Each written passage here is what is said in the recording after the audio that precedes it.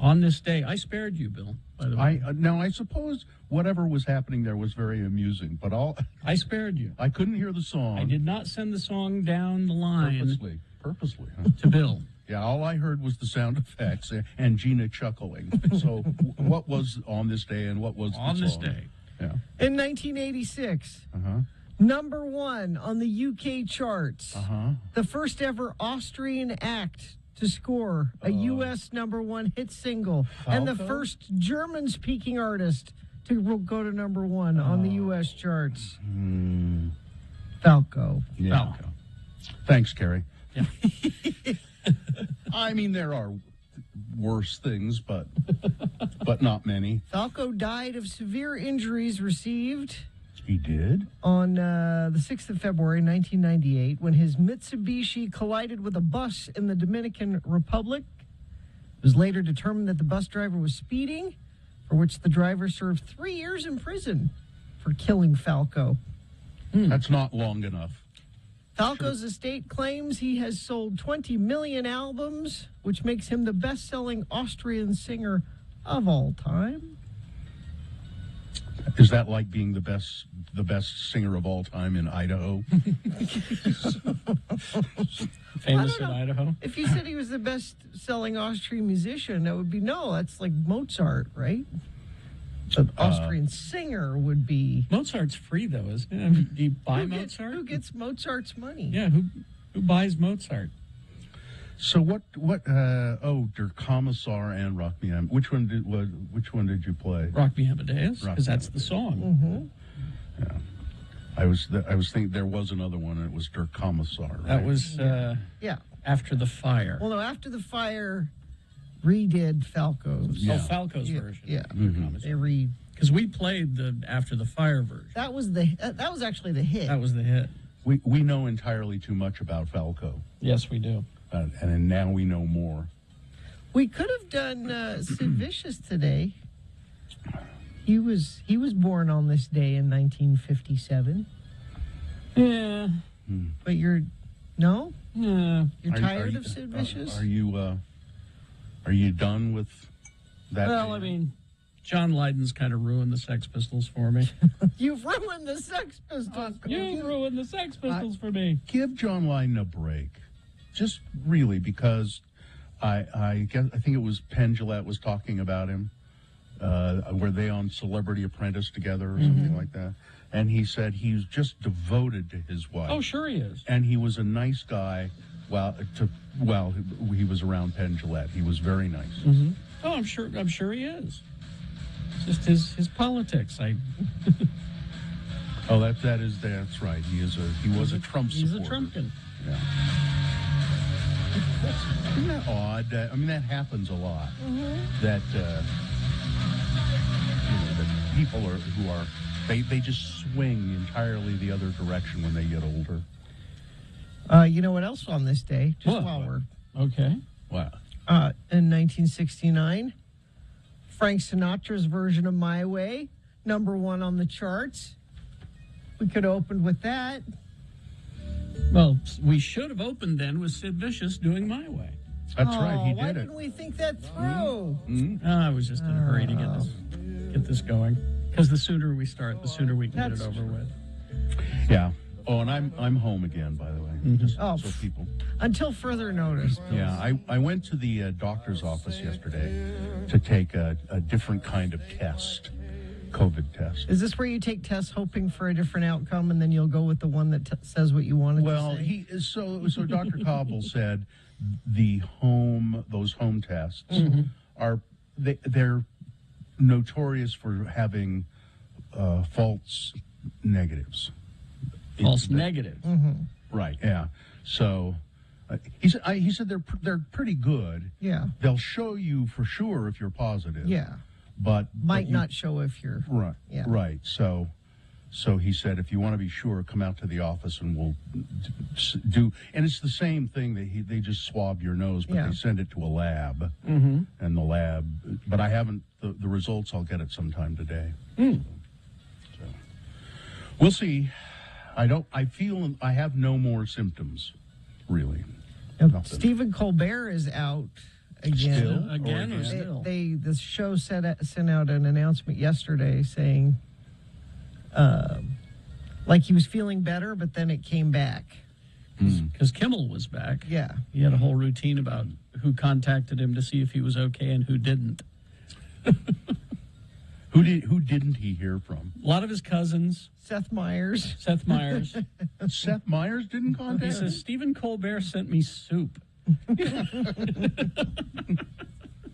Yeah, I remember Colbert mentioned him, too. Talked about him. Yeah, the announcement for Stephen Colbert is Stephen is experiencing symptoms consistent with the recurrence of COVID. Recurrent. Out of an abundance of caution for his staff, guests, and audience, he will be isolating for a few additional days. The Late Show will not be taping new episodes until further notice. So just doing reruns, I guess? I guess. Yeah, because Jimmy had a fill-in. Yeah, Mike Birbiglia sat in for him. I guess Birbiglia was scheduled just to be a guest. Oh, by the way, can you host for several days? I can't come in. Can you just host? I guess. All right. People just, those shows are not nearly as popular as they once were, and yet they still seem to be able to make news. You know what I mean? It's the YouTube clips. Yeah. That's where everyone's watching it. Yeah. Here's Paulette, our friend from New York. I tested negative with a fever. I don't love those home tests. Yeah. I mean, they're pretty good, but I just want to be... They're a good first step in the process of dealing with your COVID. Yeah. And, we can talk to Dr. Cobble about it tomorrow, but he said it would be unusual for you to still be positive this far away from the first symptoms. But you could be, but probably or not, but it's best to check. So. We never know. Yep. And Carrie and I don't want you back until we're absolutely certain. Yeah, I've been going out and about and doing certain things, masked up and everything, but I wouldn't come back to the studio because I can't wear a mask in the studio, and it's a small room. So, all right. Well, like we said, as soon as we get this started, the sooner we can get it over with. So. Okay, I'm for that. Let's do that then. We would invite your check-ins at 877-602-9696. Invite you to just call and say good morning. Let us know how you're doing, what you're doing. We always like to hear from you at 877-602-9696, or you can text 33986. That is the website. Yeah. Now, listen, take our advice. If you are in an accident of any kind and you're pretty sure that it's not your fault, what you can check with the advocates, and you'll run through it with them over the phone, and then they should be able to tell you on the phone whether or not they think you have a case, and then they won't charge you any money unless they get you a settlement from insurance companies. We're talking about being injured, and you have medical bills, and maybe it's not you, maybe it's a loved one who's been injured. You're too busy taking care of them. You don't want to be arguing with the insurance company. Let the advocates argue for you. You can call them 24 hours a day, 7 days a week, 801-355-5550. That's 801-355-5550. Or you can go to the website. A lot of people prefer that because it's a little, if you're shy. So go to utawadvocates.com. There's a chat feature there. The Advocates. So my daughter yesterday came downstairs and she said, I took a personality test and I am the rarest personality type in the world. Which is what? Well, there's this test called the Myers-Briggs Test. I'm taking this test right now. You send it to us. I'm doing it now. I'm trying to take it while you're talking, so go ahead. And I think one of her classes at school, this was an exercise they were doing like in health class or something, but she was quite proud of the fact that she was the rarest personality type in the world, which is, there's a bunch of different kinds. There's the architect, the logician, the commander, the debater, which is someone that's, they say like Nelson Mandela is an advocate, and Mother Teresa is an advocate, and that sort of. So she was very excited, and she said to my husband, she said, "Dad, I want you to take this test because we are so similar. I bet you're the same." I thought she was going to say, "I want to move to South Africa." I bet you're the. Now these tests, who knows how accurate they are. However, I look at how it describes her, and my husband was like, "I don't think we're going to be the same." He took the test. He's the same. He is the same as her, and I took the test, and I am not the same as them. They are advocates. Did it indicate that you had a personality? Yes. Oh, okay, good. I'm a mediator. I am. No kidding. No, but so if you say these tests are bunk, I don't think they're bunk. That doesn't surprise you when you hear that that's what mine is, right? No, I think that they're, that they can be one gauge, one way of looking at a person and try to figure out what they're like. Yeah, it's not everything, but I found it very very interesting. But it says mediators you may know, people that share my personality type. William Shakespeare. Well, your personality type? Mine. Yours, okay. Alicia Keys, Bjork. Yeah. Bjork. Tom Hiddleston. I don't know why. Tom Hiddleston? Yeah, I don't know why. Okay. But the last one they say, the mediators you may know, people, famous people that share your personality type. Julia Roberts. Julia Roberts. So this is why I want you guys to take the test. I wish you would sent this early enough. We could. Yeah, this is taking a while. I'm trying to get through it here, and I can't. I'm not going to be able to get through it I think there's like 30 questions. Maybe you guys can take it, and we've got time before the end of the show. We can revisit it. Okay, I'm going to stop taking it right now because I can't focus on. Can you focus on two things at once? Is that a question? Yeah. I disagree. You have got detailed education or career development plans stretching several years into the future. Well, hell no. You rarely dwell on your regrets. No, I dwell on my regrets constantly, so that would be disagree? All right, okay. You become bored or lose interest when the discussion gets highly... what are we talking about? Yeah. Okay, well, you guys keep taking this during the commercials, and then maybe we have some space later in the show, I think, where we can get your results. And if people want, I'll tweet out this test if you want to take the test too. I found it to be very accurate. You usually postpone finalizing decisions for as long as possible. Well, let's not do this. Let's not. Let's not do this. Let's not do this now. Let's do it sometime later. Okay. All right. Well, okay. Okay. Does that sound like a plan? All right. We'll take it off. I'm mediating this. I'm helping us through this. We'll see. All right.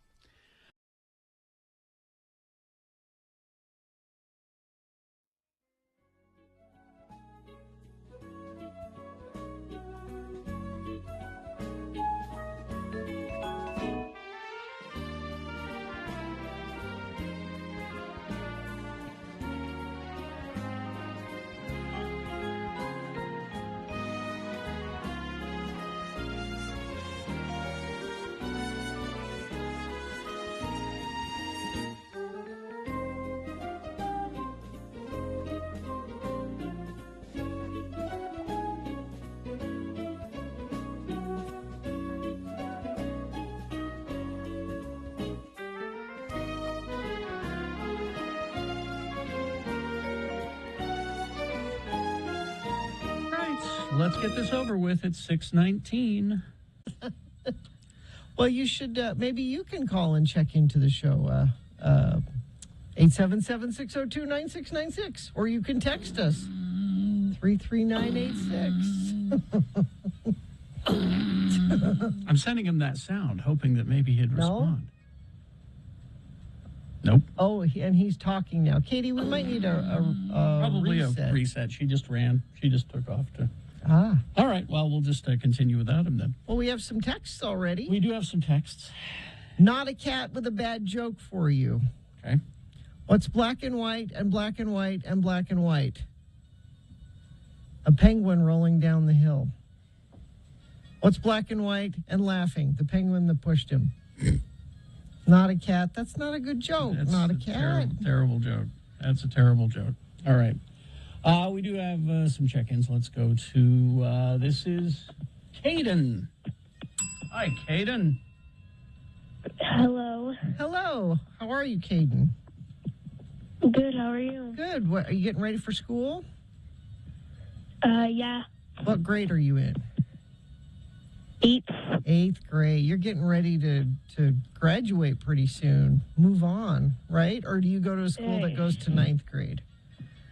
Yeah. I go to a Sun Academy. Okay. What do you got going on today? My birthday. Oh. Well, that's a big day. How old are you? 14. Here's a birthday sound for you. All right? There you go. That's not a really good birthday. It's a good birthday sound. Oh, it made him. Yeah, it made Caden Okay, laugh. Caden, that's See? That sound will make... See? It's making Caden laugh. okay, good. What about this one, Caden? That one make you laugh? Not as much as this one. That's a favorite. Okay. I hope you have a happy birthday, Caden. Happy birthday, Caden. Thanks. Oh. You all right? You need some coffee, don't you, Caden? What? I don't drink coffee. No, you Well, don't. it sounds like you need to, honestly. Hot chocolate. You have some hot chocolate. Just sugar. Hey, Caden, hang on the line. Katie will get you a birthday present. How about that? All right? Okay. Hang on. Oh, and one more thing. There you go. Hang on. See, he likes that. All right, let's go to James. Hello, James. Good morning. Hi, morning. James. What's up? So I want to say last week you guys were talking about breakfast casseroles. Mm-hmm. Yes. My wife has volunteered me every time we go on our family vacation to make what's called a French toast roll or rose. French And toast. it's pretty much 12 pieces of French toast wrapped in bacon and then cooked in a muffin tin or a cupcake tin. Yum. So they're individual servings. They turn out beautiful. I highly recommend trying them. That sounds really, really good. I'm trying. I Where can't. should I send a picture? Please, because I can't picture how this thing looks. Send it to radiofromhell@x96.com. I will send it in just a minute. Okay, Yeah, great. I can't picture what this looks like. It just sounds good. Bacon and French toast together. Yeah, Sound great. Bill's back. I'm back. I don't know They what bake happened there. together. You bake them together for about 15 minutes, and they turn out fantastically. Now, They is it- peel apart? Is it assembled like a loaf of bread? So you take a loaf of bread, you smash it all down, and you prep it like you would French toast. Mm-hmm. Okay. And then you lay out a piece of bacon, put your piece of French toast over it, roll it up, and stick it in the Oh, it's a muffin tin. roll, and then you stick it in the muffin Sure. tin. I can picture it. In the muffin tin. Yep. So it holds it Yep. together like that. Oh, okay. Yep. And then you bake it a little bit. Oh, okay. Because see, the word casserole to me invoked a casserole Right. dish. He said it just reminded him. Oh, of that. okay. All right. I missed send that us part. send us a picture. There you go. So, no, send us the actual thing. Send us some. I'm more than willing to bring you some. I don't know when I'll make them again, though, because it takes about 4 hours. All right. Really? Wow. All right. There's a lot of prep in it. Sounds like it. Sounds like it. But it might be worth it. Yeah. All right. No, I don't. I'm They're not good. going They're to. delicious. I'm not going to eat anything that it takes me 4 hours to make. Ever? No. If it takes 4 You hours ever to made a make, trifle? if it takes 4 hours to make, I'm gonna. I'm doing a trifle right now, sir. This is, Because a good last bolognese has to be on the stove for at least 4 to 6 hours. yeah, other people can do it for me. I'm not going to do it. I made a trifle last Christmas Eve for our family Christmas party, and it took me about 8 hours. And you didn't invite us to that either. What? It's not my party to invite anybody. You're horrible. You're a horrible human being. Anyway. Thanks for calling. Sorry to hear that. Thank you. All right. Okay. Thank you, James. Let's see. We got more texts coming in. Crafty Lindsay checking in. This week I am camera operator, video switcher Lindsay. She's working on a movie or a TV show or something. Let's see. Jason from the Buzzard State. Oh, Missouri. That's the Shelby State, isn't it? No, is it? Is the Buzzard State a thing? Hinckley. The buzzards go to it's like the swallows at Capistrano. Oh. The buzzards at Hinckley, Ohio. Regardless, we better find out because Jason says, I'm afraid the Raccoon Army has taken. Because Bill's back. They thought the Raccoon Army took you. No. All right. No. I fended them off. Teacher Emily checking in, listening to the opening song. My mind immediately went to Troy McClure in Planet of the Apes musical. Rock me, Dr. Zayas. Dr. Zayas. Good morning, Lords and Lady. My name is Jason. Thank you for letting me listen to you. I just got done working a 12-hour shift, and now I'm going to donate plasma. Haven't you done enough, Jason? He gives and gives and gives. Don't stop him. Let him give.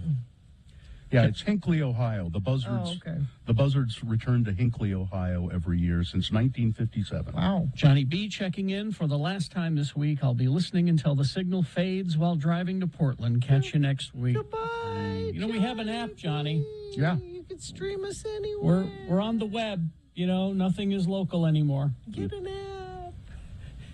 What has Portland got that we don't got? More homeless people. Huh? You sure? Yeah. They do? Yeah. Oh, yeah. Real bad up Oh, it's horrible. Oh, you were telling us about that. I remember. there? Yeah. And we have a lot of homeless people here. But Yeah, and you know what we need to do about that? What? We need to give them homes. I thought ignoring the problem would make it go away. If you give them homes, then there's no more homeless people. That's the solution to that problem. Provide them with homes. Well, hello, Mr. Fancy Pants. it's a little more complicated than that. So did you guys get the show started okay? No, we don't know what the moon or any of that any stuff. So do we need to do that? Yeah, and then we'll take a break and proceed. All right. So this whole part didn't count. Okay. So does that make the show longer or shorter? The sooner you do it, the shorter it will be. Okay, here we go. The moon is, let's see, it's going toward being a full moon on May 15th. Right now, it's 64% of full, and it will rise today at 2:30 p.m. And Gina, do we have to sponsor this? I already did that. Okay. Part, yeah. Today is Tuesday. It's the 10th day of May in the year of our Lord Jesus Christ, 2022. And we've heard Mr. Young sing about us. We've heard old Neil put us down. We hope Neil Young will remember we don't need him around anyhow. We're Radio from Hell. Mm-hmm. Oh, it'll make sense later on. Right. Starring the Lords of Morning Radio, Carrie Jackson, Bill Allred, and Gina Barberi. Katie for short is our producer in the booth, and Cameron Diaz and Marion are helping out as well. All right. Well, traffic, Gina, please. Well, not at all like we had yesterday. Yesterday was just awful, so I think karma is giving you a good commute, at least so far anyway. See if you can do your part of keeping that going. If you do see something, you can text us 33986. Tim Daly has new arrivals daily and pre-owned selection of over 1,200 used vehicles to choose from, all makes and models. Think Forever Warranty, think Tim Daly. Okay. Paulette from New York again. Portland has Blue Star Donuts, best in the country. Mm-hmm. Oh, they're so good. Are they good? Yeah. Because I hear that Voodoo Donut is overrated. Oh, Blue Star is wonderful. All right. Well, we will take a break. We'll be back. Big boy news and opinioendo coming up. Stand by.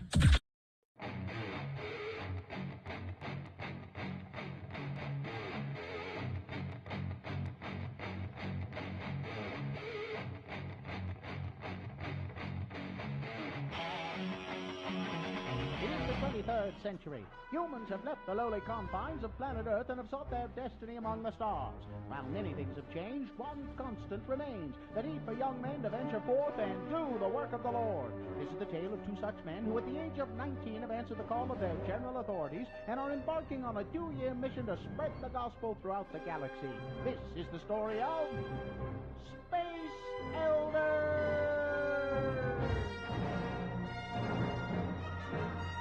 Today, we find our elders wandering around the streets of the Mos Eisley spaceport, a more wretched hive of scum and villainy you'll never find. Let's listen. I just don't want to hang around here anymore. This place is pretty creepy. Well, if we could just find the right parts, I can have your hyperbike making light speed in no time. Well, where in heaven's name are we going to find parts for a hyperbike on this backwater planet?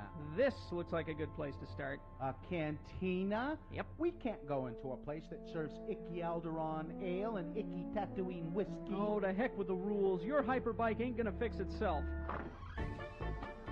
Hey, we don't allow your kind in here.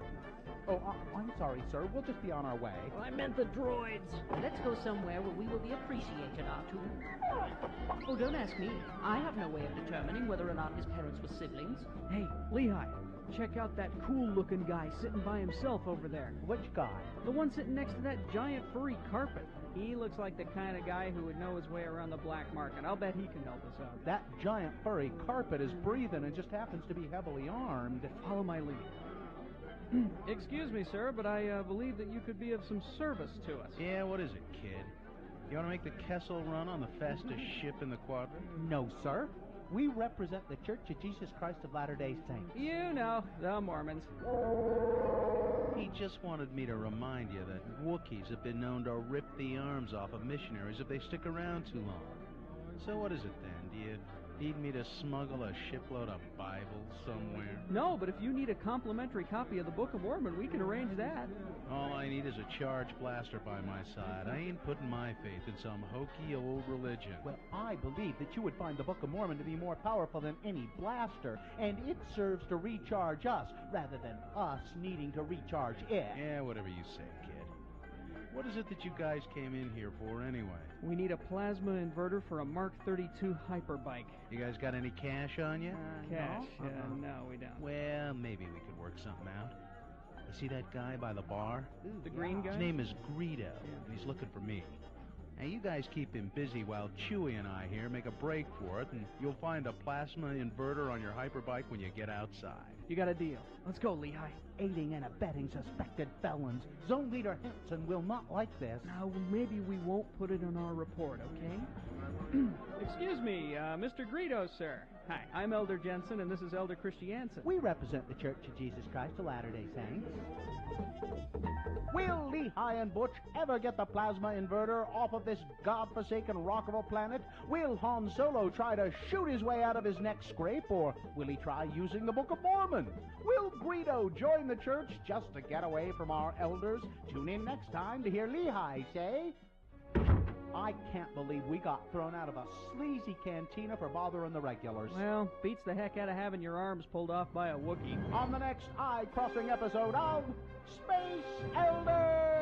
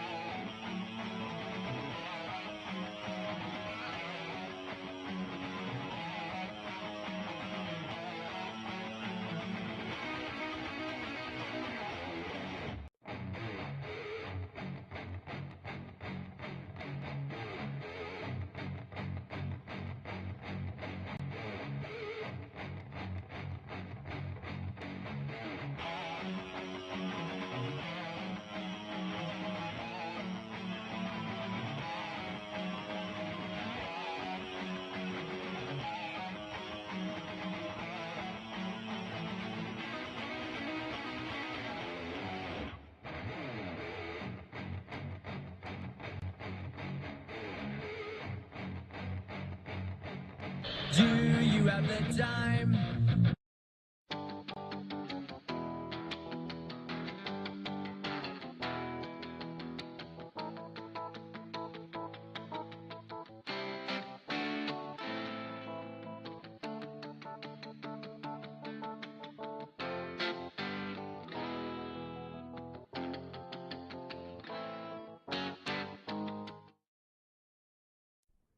Hello, I'm Kerry Jackson. And I'm Bill Allred, and we want to tell you about a brand new Radio from Hell product. If you're a lonely guy, Like us. a lonely, hungry guy, then you'll want to rush out to your local supermarket, you know, the one where you never meet chicks, and buy Radio from Hell Lonely Man TV dinners. Lonely Man TV dinners come with a special pop-up picture on the lid.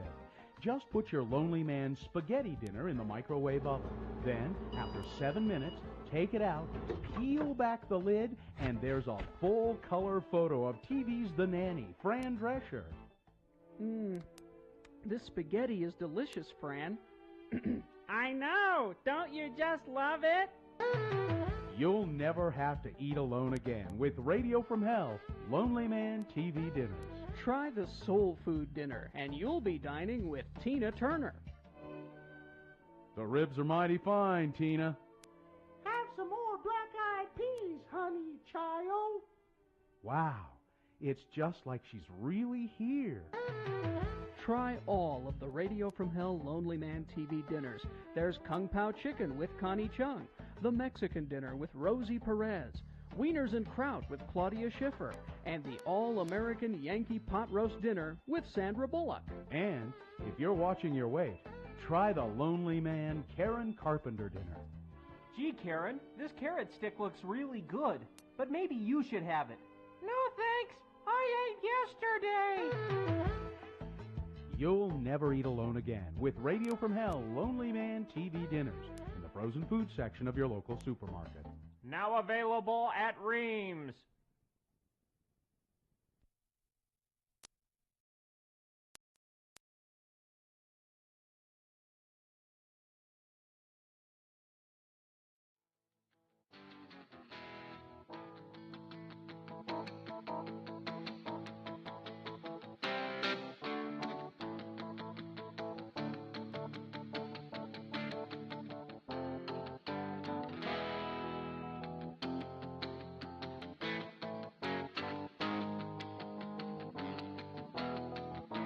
All right, it's 6:38. Time for Big Boy News and Opinioendo, brought to you by... This coming Saturday and Sunday, Utah Motorsports Campus, it's the Drag Specialties Battle of the Baggers, presented by Custom Dynamics, featuring adrenaline pumping Harley-Davidson V-twin baggers, street glide, and road glide racing. I don't know what any of that is. But if you know, you thanks know. for being informed. Because I know when we gave this away yesterday, somebody was very excited about Battle of the Baggers. You could look it up. Get tickets now at baggerracingleague.com. It's a special league of racing. Baggers. One of the most influential rap stars from the hip-hop scene in Atlanta has been arrested on suspicion of gang involvement and conspiracy to violate Georgia criminal racketeering law, charged in a sweeping grand jury indictment. And I just am not surprised that this person was arrested. If your name is Young Thug, they're going to get you. You're asking for trouble? I think so. Yes, Young Thug, whose real name is Jeffrey Williams, charged in a sweeping grand jury indictment that identified him and 27 other people as members of the same criminal street gang, and charged some of them with violent crimes, including murder and attempted armed robbery. Young Thug has reshaped the rap world, it says here, throughout this decade, and inspired a host of other rappers. 3 of his albums reached #1 on the Billboard chart. He collaborated with stars across the rap world and beyond. You would think that would be enough, but apparently, no. They're pretty sure he's right in the thick of this criminal gang activity in Atlanta. Johnny Depp and Amber Heard, they weren't in court this week. They're not in court this week. The legal case, which has been streaming live on both Court TV and Law and Crime. I didn't realize they were doing the whole thing live. It's been a parade of sordid, disturbing details from their relationship, which ended in 2016 when Amber Heard filed for divorce and obtained a domestic violence restraining order against Johnny Depp, accusing him of physically and verbally abusing her. Well, they're not in court this week. It's because the judge had a conference to go to. So I'm busy. Yeah, I'm busy. I've got to go to this conference, but next week, starting on Monday, the trial will continue. Depp had his time on the stand, and the next step is Amber Heard's testimony, cross-examination by Depp's team. That'll be exciting. It'll be very exciting. You don't sound excited. I'm just getting tired stuff. of it. I'm getting tired of it, kind of. New evidence suggests that infection with the virus that causes COVID-19 might provide enhanced protection against the common cold. The study published in, and it's a really terrible way to get protection from the common cold. Yeah, I'd rather just get a shot or something. Yeah.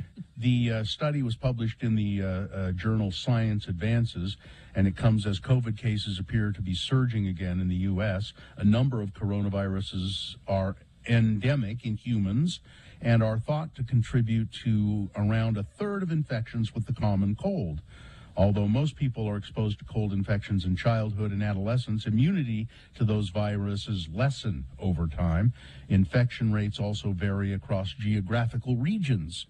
The study said that the spike of protein of a coronavirus helps determine virus attachment and entry into host cells, making it a primary target for neutralizing antibodies and a key component for vaccine development. So they're talking about a vaccine to protect from the common cold. Great.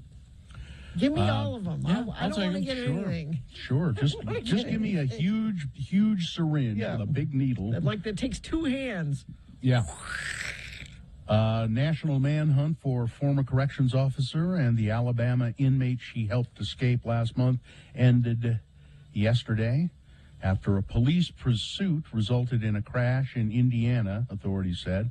The former officer had fatally shot herself, and the inmate surrendered, police said. The former officer, Vicky White, had been on the run with the inmate, Casey White, no relation, a murder suspect to whom she was not related, since April 29th when they left the Lauderdale County Jail in Alabama for a courthouse appointment that they didn't. It was revealed that there was no courthouse appointment. She just said, she faked it. Yeah, he has to go to court. I'm taking him to court. And see, now I've been thinking about this. Mm-hmm. She did a lot of things right. Yes. This took months. Starting with what? Well, I'm just taking him out of jail. Well, no. So she had been planning this for months. She sold her house. She got a bunch of cash. She bought a different car. Wow. When are you going to explain how she did anything right? I'm just saying if your end goal is this, if your end goal is to break your boyfriend, who's a murderer, out of prison, but see, I've been thinking about it. So she had all of this planning.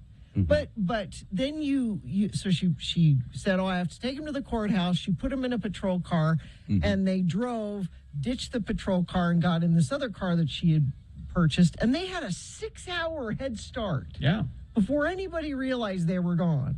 You can get pretty far in 6 hours. Now, here's where she screwed up.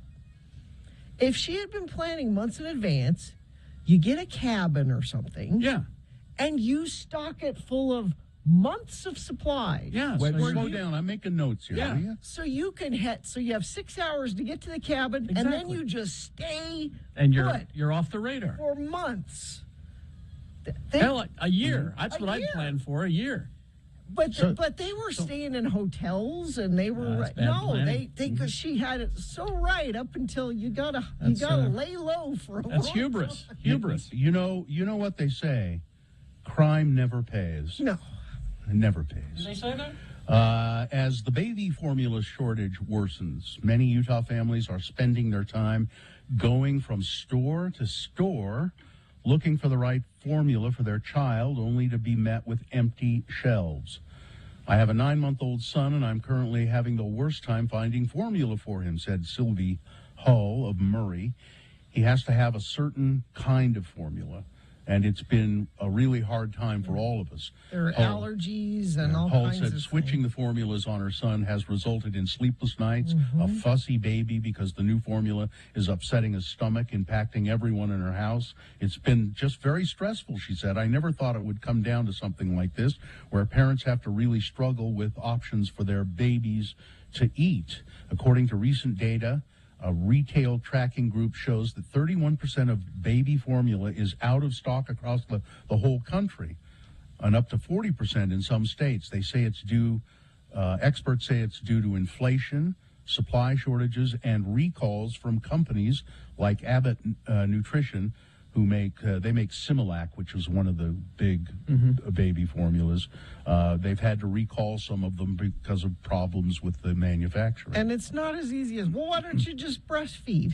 No, it's not that easy. A lot of women who breastfeed have to supplement with formula. Babies have allergies and different, there's lots of reasons. Preemies that need formula. Speaking of kids eating, free school lunches and breakfasts offered to all students in eligible schools for the past 2 years, regardless of income. So because of the pandemic, they've just said anybody who needs breakfast or lunch, you can get it at school. Great. Well, they're going to stop. U.S. Department of Agriculture has waivers in place, or had waivers in place, as part of the pandemic relief. It's going to end in June, and the waivers were extended to all students attending schools that participate in the National School Lunch Program, but pretty soon that's all going to be over. There are still free lunches for kids who are from low-income families, but you have to go through this process of proving that, and I just think they should have left it free for kids across the board. But let's force women to have more babies. And George Carlin was right. If you're inside the mother, then they care about you. Once you're out, you're on your own. Yeah. Good luck. Alabama Department of Health employee was mauled to death by a pack of dogs. Jeez. While following up on an attack earlier in the week by the same pack of dogs. Wow. Jacqueline Summer Beard was attempting to contact the dog's owner, Brandy Dowdy, while investigating the canine attack, reported to Franklin County Animal Control. She never returned from the investigation. Deputies responded to a report of a suspicious vehicle. Cops said that police arrived. The dogs attacked several residents in the area. One resident got minor injuries. There were 7 dogs in total. The dogs were euthanized immediately, the sheriff's office said. When police returned to the scene, they located Ms. Beard, who was pronounced dead by Franklin County coroner. She was 58 years old, mauled to death by these dogs. Wow. And finally this. Well, if you have more, okay. Keep going. I like this story. It's I don't like many stories coming out of Vernal, Utah. Well, but immediately you say Vernal, you win a basin. My emotional wall goes up. Yeah, but this is good. A grassroots fundraising campaign is underway to save and repair the dinosaur statue that's been an iconic landmark in Vernal for more than 50 years. The city recently opened an online survey about what should be done with T-Rex, a large green dinosaur that stands on the side of U.S. Highway 40. The dinosaur was designed and built by George Milcom in 1969 to display outside of his business, the Dinaville Motel. The city said most of the survey respondents expressed a desire to repair the dinosaur. It needs to be, painted and patched up. They said, well, okay, let's do it. There's a GoFundMe page set up to get some funds necessary to restore T-Rex to his former majestic and ferocious glory. Well, I don't know if he was ever majestic. He's pretty cool. The shape of his head, look at it. It's just not... Now, have you got the picture of the one where he's all nice and green with the white stomach? He doesn't look like that anymore? I think he does now. That's the restoration, I think. So there you go. Right. And then finally the story. Goldfish, the crackers. Mm-hmm. Yes. This is kind of interesting. Oh, yeah, I saw this. Yeah. Goldfish snack brand crackers, or snack brand goldfish crackers, excuse me. They're seasoning them with Old Bay, which is the seasoning I do you use like Old Bay. You use that in a shrimp boil, for instance. My kids put it on everything. They put it on their toast. Old Bay seasoned goldfish feature fish-shaped, saltine-based goldfish crackers dusted with Old Bay's popular spice blend, including black pepper, paprika, celery salt, red pepper flakes, and a bold flavor combination that complements almost anything except toast, it says here. Old Bay seasoned goldfish, you can find them wherever goldfish are sold. Yeah, they butter their toast and then put Old Bay on it. It's delicious. I can't feature that. I'm not saying it wouldn't work, but it just doesn't sound right to me. Anyway, that's it. Sports weather traffic. Well, you want to know how you win the Kentucky Derby? You gotta have some luck. We have to have a horse. Yeah, well, you gotta have a horse. A horse on roids. Yeah. So the trainer for this year's winner of the Kentucky Derby, Rich Strike, his good luck charm is his daughter painted his nails gold. People noticed that at the winner's circle. This is a guy, and he's got gold. He's like, oh, my daughter said for luck, and it works. So now he's always going to paint his nails because that's how luck works. I see. That's how luck works. NHL finals yesterday. Avalanche over Predators. They won that series 4-0. Flames over the Stars. That series is tied at 2 apiece.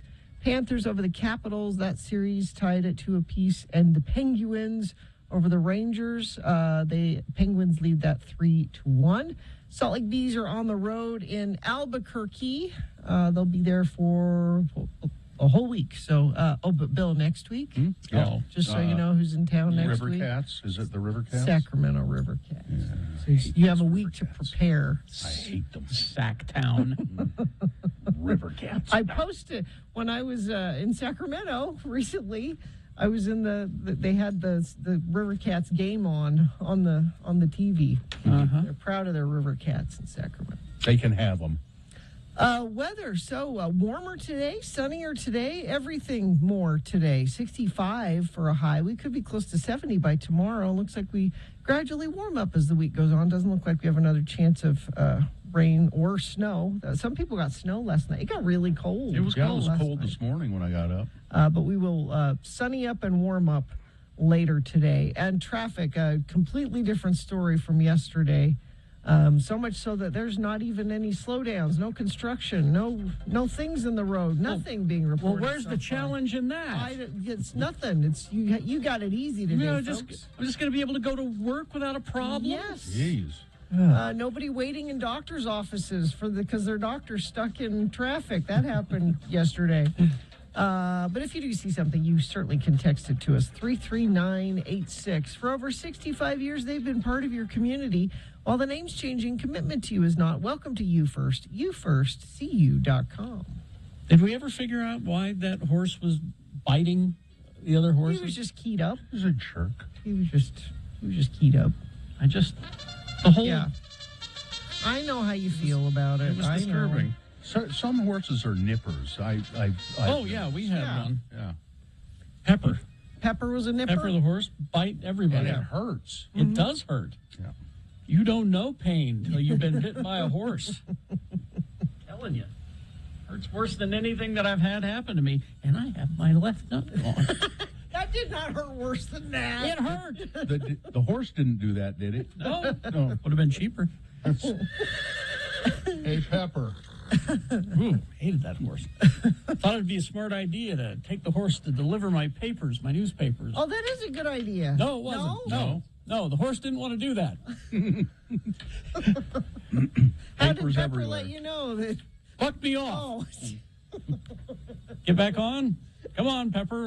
Buck me off. Oh. So I had to guide Pepper, with the reins, walk my paper route. That was a pain. Pulling a horse along. Yeah. Who kept nipping at me. And you never did that again, did you? No. Your bike doesn't do that. Bike doesn't do that. All right. But you can't make glue out of a bike. You shut up. You try hard. All right. Let's see. Coming up on the program today, we have for you, of course, Boner of the Day is on the way. We're going to hear from our son, Kyle. He's got a letter. And, of course, Kyle made the news this weekend because he was at the Ironman down in St. George. And there were a couple of incidents. Yeah. Well, that's what the whole letter is about. And we'll read that letter to you coming up. We have, lots of stuff we're giving away today. What are we giving away today? We've got those Bagger Racing Series tickets. We've got Utah Arts Festival tickets. And believe it or not, we have Roger Waters tickets to give away.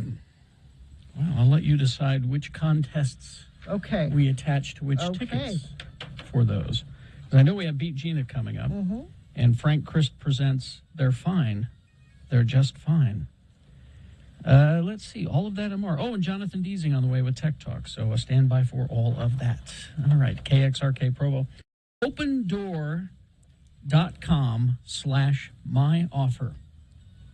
Get a free offer on your house at opendoor.com/myoffer. It's important that you do the /myoffer when you go to the URL there.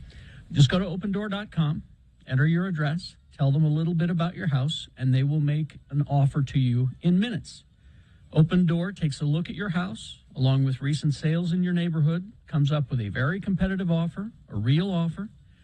You know how much you'll get.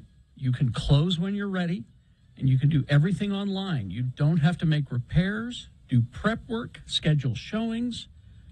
You will choose your close date and move on your schedule to avoid double moves and double mortgages. You can sell it in a matter of days. It's all on your timetable. So go get a free offer on your house at opendoor.com/myoffer. Offer eligibility varies. Open Door is represented by Open Door Brokerage, Inc., license 02061130 in California, and Open Door Brokerage, LLC, in its other markets.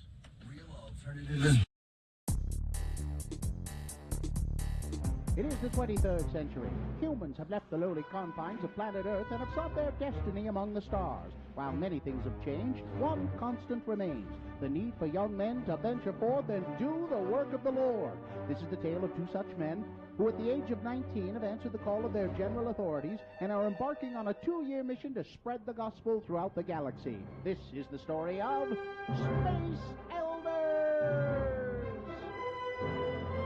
We join our elders as they arrive on Vulcan. They hope to find a cure for Lehigh, who is suffering from Ponfar. Vulcan, world of logic, place of pointy-eared people. Here I will seek out my mates and find man who killed parents. Settle down and raise pointy-eared offspring. Knock it off, Lehigh. You aren't a Vulcan. I was hoping you only had the 24-hour type of Ponfar. Dang it. Oh, here comes somebody. Excuse me, sir? Greetings. You are new to Vulcan?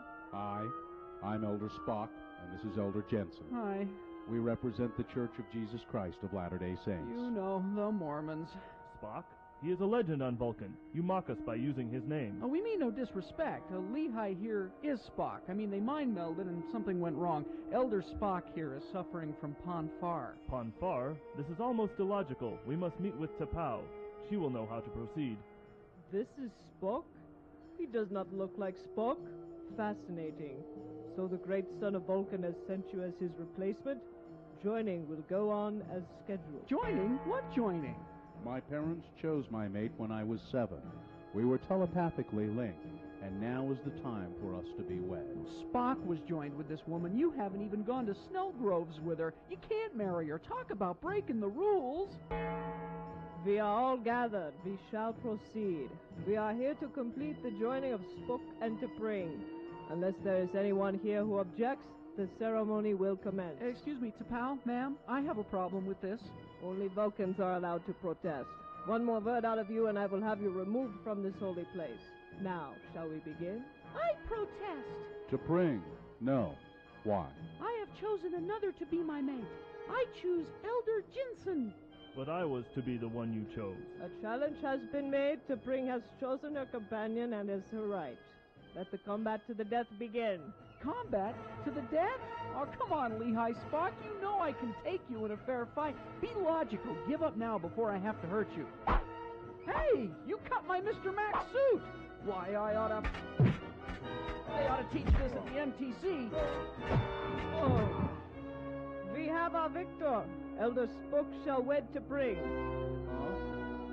Excuse me, ma'am, but I don't think I can go through with this. You see, I just killed my companion, and we're way out of our sector. My zone leader won't be happy at all. I really should be going. And I will be free to take Ston as my husband. Is this the end of Butch? Will Zone Leader Hansen really be upset at Lehigh for killing his companion? Will Spock show any emotion when he finds out that his fiancée has married another?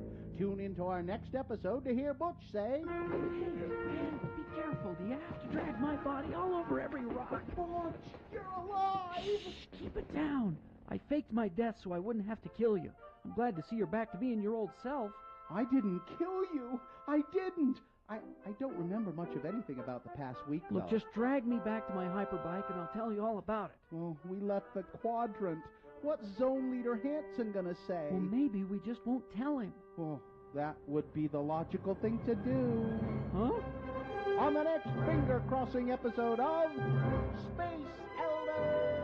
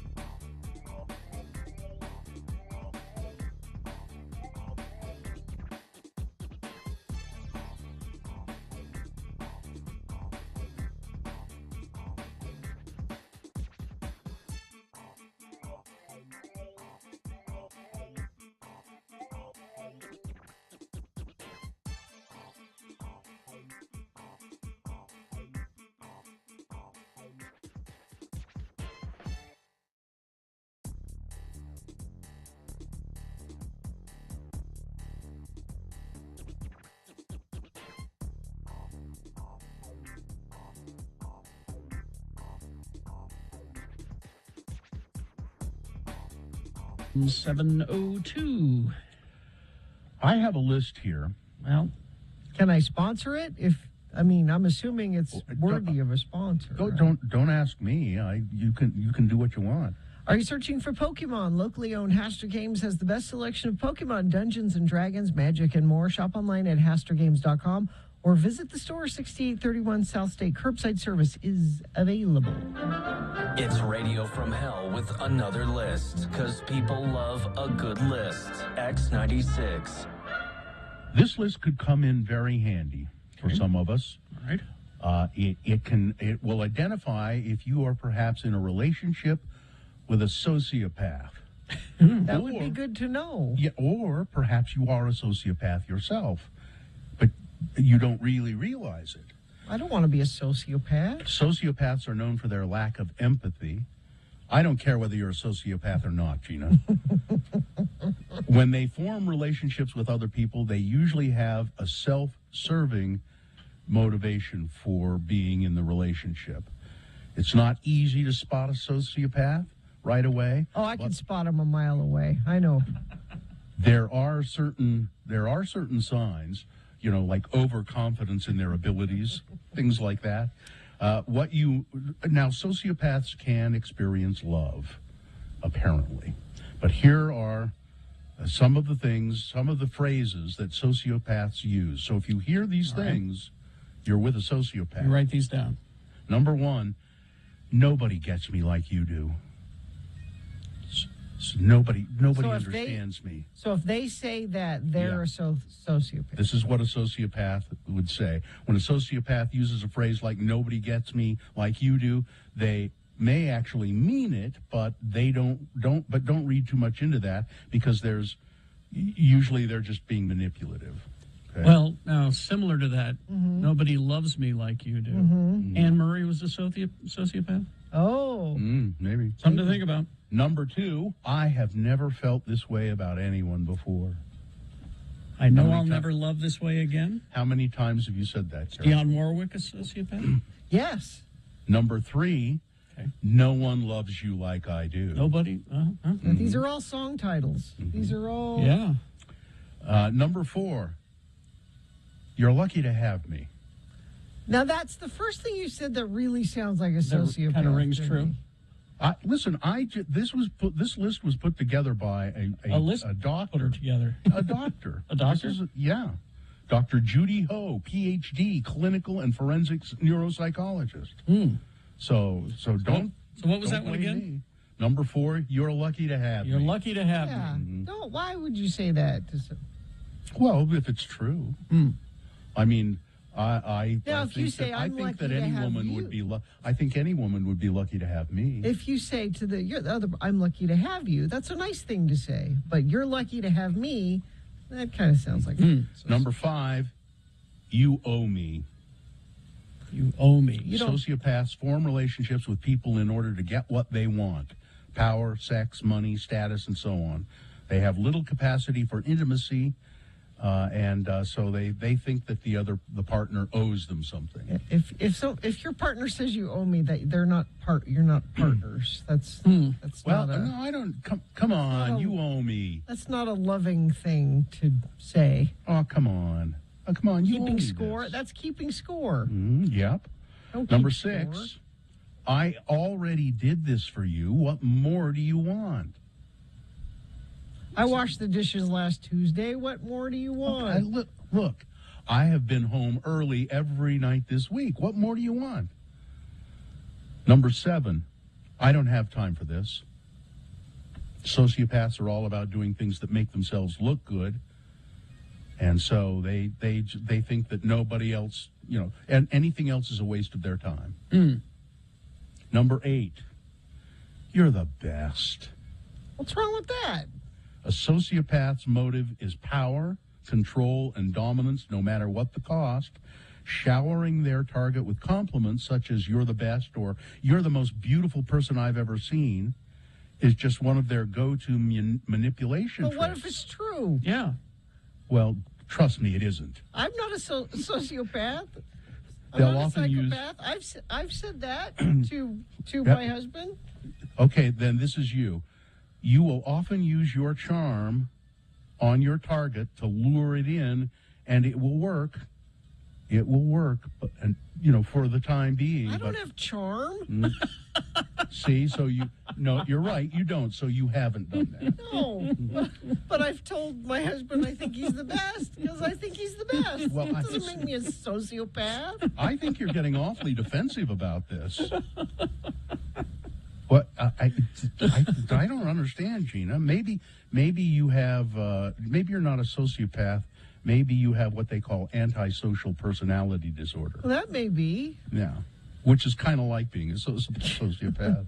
And then number 9, and I'm sure you've said this, Gina. I want to spend every second with you. No, that's weird. You need time apart. You need. That is weird. Anyone that wants to spend every second with somebody, that's weird. Let me ask you this. Do you need as much time apart as you have in your relationship? Do I need as much time apart as Wouldn't you have? like to have your husband around a little bit more than you do? Well, sure, but that's not the same thing as saying every second. Those are two different things. Would I like to see? Why are you so defensive Would about I like to this? spend more time with my husband? Yes, I would like to spend more time with him. I don't- Every second of every day? No, I don't want to spend every second. I don't understand. I don't understand why you're. And he is the best. And Okay. And he- Jeez, we get it. and he is the most Gina, beautiful. Gina, and what were the Gina, other things? Gina. What? Don't worry, you're not a sociopath. Am I was it sociopath or psychopath? Antisocial personality disorder, maybe, but Wait, not if you're not a sociopath. I'm having something pointed out to me, Gina. Oh. You can't spend every moment with Joe because you do need to fart every now and then, so you won't explode. So Excuse me, honey. You can't spend every moment with And block Excuse out me. a little Therefore- time Yeah, fart time. every day for There you go. some. So there are nine phrases that sociopaths. And do you say I can't spend every moment with you because No, he can't know that ever can't happens. know that ever happens? Hey, a few things I'm learning from this list. Apparently, I've worked for sociopaths. Yeah. Because there were quite a few on that list that were, bosses have said to me directly. So I have worked for sociopaths. Songwriters are sociopaths. Yeah, most of those are titles of songs. You know, most driven and successful people show signs of being sociopaths. Now, whether they are or not is another question. But they have sociopathy tendencies, as they say. Chef Roy, will you please send me a link for this social app list? Sociopath list. Let's see. Sounds like narcissistic people. Sociopaths say, "Give me a dime," because they want things from others. Uh-oh. Bill. Uh-oh. Well, yeah. If you're worried that someone close to you is exhibiting any of these manipulative behaviors, it may help to talk to a licensed mental health professional who can help you understand how to set the boundaries you need with the sociopath in your house. Wait a minute. Okay. This is all making sense now. This is big. Hang on. Who's the doctor? Who's the doctor that made this list? Dr. Chu? Dr. Cho, I think. Dr. Cho? Yeah. I think she's a sociopath. She has created this list to make you think that you need her so that you will go to her for help. Oh, because she's the best. It's Dr. Ho. Dr. Ho. Dr. Ho is fishing for patients. Exactly. I feel manipulated by Dr. Ho now. Well, it says here she's a mental health professional. Well, she would say anything, wouldn't she? I think you're getting awfully defensive now, too. No, I've just figured her out. I'm not falling for this list. Experts believe that between 1% and 4% of all people in the United States are sociopaths. That's not a big number. Yeah, I just got a text from Sue. You're the best. Will you get lunch for us this afternoon? Wait a minute. I'm feeling manipulated. Yeah. Oh, my hell. She doesn't really think you're the best. She just wants lunch. She just wants me to bring lunch home. Yep. And then spend every second of the day with her once you get there. I don't have... best. Here, oh, wait. She followed up. I don't have time for this. Just say you'll bring home lunch. Oh, man. You're the best. What's the number of your bank account? Between this doctor and my wife, I'm feeling... Manipulated? Kind of manipulated here. All right. So does your wife see you as a trophy? Me? Yeah, it says here, sociopaths see their partner as a trophy rather than someone that they love and are committed to. And I can speak for you. No. She does not see me as a trophy. Okay. She doesn't show you off to her friends? No. If she does, it's like, aren't I a good person for this charity work that I'm doing? I would show my wife off to friends if I had any. Traffic, please. Oh, we've got a bad rollover crash. Northbound Mountain View corridor approaching 78 South in West Jordan. Vehicles off to the right, and one of the occupants required extraction, so that's taking some extra time. Looks like that's the only issue, so that's good news that we only have one thing we're dealing with. Unless you're dealing with something and you want everybody to know about it, you can text us 33986. Electricians, plumbers, and HVAC workers. X3 Tradesman is now hiring. Work for the leading tradesman employment staffing agency, X3 Tradesman. Again, looking for electricians, plumbers, HVAC workers. Apply now at x3tradesman.com. That's X, the number 3, tradesman.com. All right. Boners round 1 coming up. Here are the candidates. I keep saying round 1. It's just boner candidates. Okay? Number 1, if you smell something bad, you have a tainted mind. Boner candidate number 2, if I hear them marbles rattle, you're in trouble. And number 3, I suppose her intentions were good, but... Our friend Atropo said that when the Hallmark movie is made, it will be called Manipulated for Lunch, the Carrie Jackson story. So there we go. All right, we got Boner of the Day, Big Boy News, all coming up. Stand by for that. ranlife.com/X96. When you go to ranlife.com/X96, you just ask them for a free analysis of how much they can save you by doing, for instance, a mortgage refinance. Or talk to Rand Life about this new loan product they have that will help you invest in real estate. It's the Rand Life Home Loan Real Estate Investment Program. It's an amazing way to buy your first investment property and to add more properties to your portfolio. Consolidate all your investment loans under one roof. You can apply for that at randlife.com/x96. Ask them about it. You can learn how you could qualify to purchase up to 50 investment properties with amazing interest rates. And you can do this even if you're self-employed. That's a new twist. So visit randlife.com/x96. Get your free analysis. Take advantage of it. Visit randlife.com.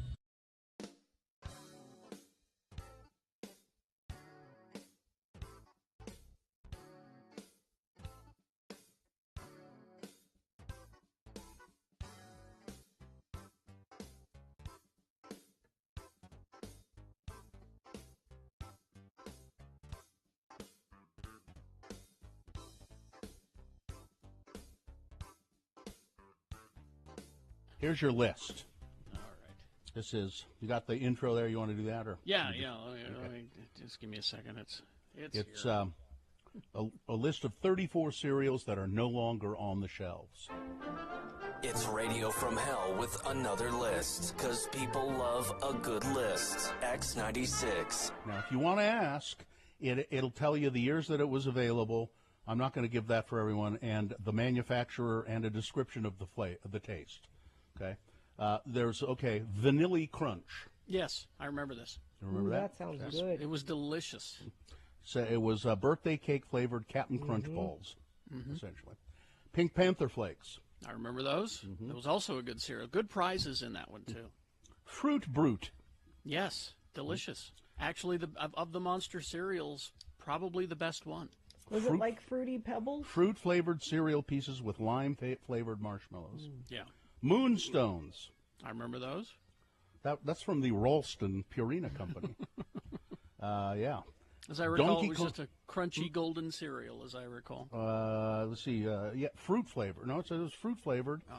Space-shaped cereal of stars, half moons, and planets. Okay, yeah. Donkey Kong Crunch. I remember that, yes. Strawberry honeycomb. That's sort of... That's you know what that is, because I think they still have honeycombs. Pac-Man cereal. Yes. Smurfberry Crunch. Had that, yes. They don't have Smurfberry Crunch anymore? Mr. T cereal. Remember that? Delicious, yes. I remember this one. Golden-shaped letter T's. Yeah. I think I have a box of this in my drawer at work. C-3POs. Also delicious. Very good cereal. It was like, little eights put together that were golden and sweet. Honey sweet oat wheat corn cereal. It said basically like Lucky Charms without the marshmallows. Ghostbusters cereal. Yes. Nerds cereal. Too sweet for me. Rainbow Bright cereal. Did not have that one. Spider-Man cereal. Had that, yes. Delicious. Yummy Mummy. Yummy Fruity Mummy, yes. Smurf Magic Berries. What made the magic? I want to know what were the berries. They're magic. Morning Funnies. Ever heard of that one? Don't know that one. 1988 to 1989. Didn't last very long. It was a fruit-flavored cereal shaped like goofy faces in a box covered with comics. No. Oh, yeah, the comics from the newspaper on the box. Oh, okay, yeah. Dunkin' Donuts cereal. Yeah. Teenage Mutant Ninja Turtle cereal. Yes. Which they tasted like turtle. Batman cereal. Remember Batman cereal? Yes, a golden Breakfast with Barbie. Did not see that one. That was a multigrain fruit-flavored cereal in shape of hearts, bows, cars, stars, and the letter B from 1989 into the early 90s. Bill and Ted's Excellent Cereal. I never had that. I should have had that. Tiny Toon Adventures cereal. Vaguely remember that. Cinnamon Mini Buns. I remember those. The Addams Family cereal. That was actually a good cereal. That's it. No, not according to this. It says spooky shaped cereal with a memorable lack of flavor. No, it had cinnamon in it, as I recall. Lack of I remember eating it. I thought it was delicious. Well, that's, I mean, you know, you may have liked it, and that's, you know. WWF Superstars. Don't remember that one. Vanilla-flavored star-shaped cereal. Jurassic Park Lost World Crunch. Don't remember that one either. Reptar Crunch. Whatever. Reptar? R-E-P-T-A-R. Reptar is the cartoon character from the Rugrats cartoon. Reptar was like their Godzilla, yes. And that was a Post cereal. Mm-hmm. Homer's Cinnamon Donut cereal. I remember this. It was yummy. Bart's Peanut Butter Chocolate Crunch. Don't remember that one. Monopoly cereal. Don't remember that. Who wants to eat Fiber. Monopoly cereal? People who love the game Monopoly. Fiber Plus Berry Yogurt Crunch. Ugh. No. Cupcake Pebbles. Don't remember And that Sesame Street C is for cereal. C is for cereal. That's remember good that one enough for me. There were so many left out there. Well, you had Vanilli Crunch at the beginning, which is a Captain Crunch related cereal. But there was Jean Lafitte's Cinnamon Crunch. That was a Captain Crunch cereal. Jean Lafitte being the pirate bad guy in the cartoons of Captain Crunch, and he got his own cereal. It was delicious. Yeah, it says here that there are many others, but yes. some of them, they were just like limited releases for movies. You know, they didn't. A lot of these they intended them to go on, and then they didn't. Because why couldn't you have a Batman cereal even today? I mean, exactly. C-3POs were delicious too. I bought a real cereal yesterday. What? Grape Nuts. That's Post Grape Are you Nuts. going to eat that on the air? Because it's really noisy when you eat the Grape Nuts on the air. I don't know. Buy Maybe you a quieter cereal. If I had not known that it bothered you so much, I wouldn't have done it. But Yeah, now, softer cereal. Oatmeal. How about oatmeal? I'll eat some mush, some cream of wheat, some muesli, some malto meal. Yeah. Chocolate flavor malto meal. I don't intend on eating the Grape Nuts on the air because if you kind of suck in a little bit and one of them gets lodged in your throat, it's a disaster. It'll do it. We hope you'd enjoyed another list with Radio.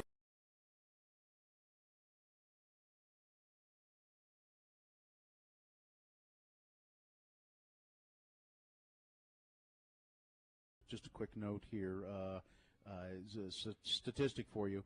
Only 1 out of 9 people say that they would donate, when they died, would donate their uterus for transplant. Why only? One now, out are of 9. these people? Only 1 out of 9 said that they would allow a family member to donate a uterus. They're doing uterus transplants in they're playing God in Russia or someplace like that. Are these people that would donate other organs? Yeah. So you can have my eyes, you can have my kidneys. Can't have my uterus. Why? Uterus donation, they think is. It was in Saudi Arabia. I think it was done. Doctors in Saudi Arabia. I guess they. I don't know. Okay, Gina, would you donate your uterus? You can have whatever you want of mine when I die. Because guess what? I'm dead. I'd keep it in a box. I'd use it for a catcher's mitt. Please use. Everything's very well preserved. I think people think it's just too creepy. Your uterus is well preserved? Sure. It's low mileage. One owner. It's a one I owner. only drive it to and from church on Sunday, and that's it. Yep. Well, okay. Good. Please Okay. have it. All right. Take my uterus.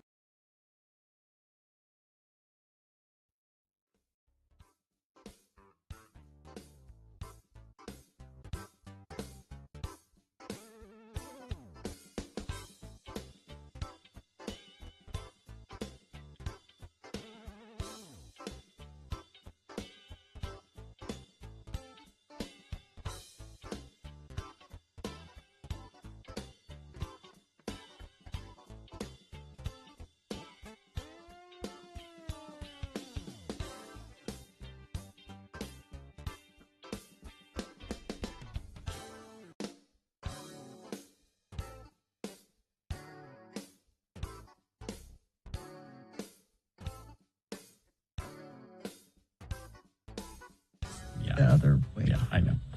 All right, 7:25, and it is time for Boner of the Day. 3 news stories. These are examples of bad, stupid, or funny human behavior, and you will decide with your vote of these 3 candidates which one is the worst, which one deserves to be Boner of the Day for today. We'll give you 2 candidates now, a third after the news. Once you've heard all 3, you'll vote. One of you lucky random Boner voters will receive tickets to the Utah Arts Festival, Library Square, downtown Salt Lake, this June 23rd through the 26th. Boner candidate number 1, if you smell something bad, you have a tainted mind. I'll warn you, this is kind of gross. Okay. Police in Thailand have arrested a self-touted holy man whose band of followers were said to have consumed his urine, phlegm, and feces as a cure for illness. Thawi Nanra, 75 years old, arrested Sunday at his jungle dwelling in northeastern Thailand. There's a video showing him, he's placing this shirtless, bearded, holy man in a vehicle while his supporters are tangling with officers. The Thai police also confirmed that they found around 11 corpses believed to be Thawi's followers at that campsite where they arrested him. According to reporting from the Bangkok Post, the corpses had been placed in coffins, while death certificates were found for only 5 of the 11 bodies. Speaking to the AP, Provincial Governor Krasorn Kongklachad said that around a dozen people were found living with Thawi at the dwelling. It's quite disturbing to see that there are people who believe such superstition, but it is not only about a personal belief anymore. We have dead bodies. We have to do this. There are crimes being committed. According to the news, local news, this shaman had people eat his feces, his urine, and mucus to cure themselves of diseases.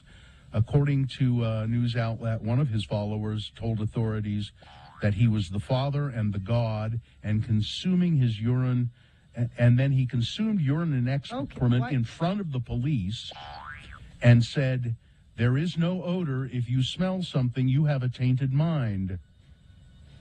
Thawi is currently being held in jail in Thailand. Boner candidate number 1, if you smell something bad, you have a tainted mind.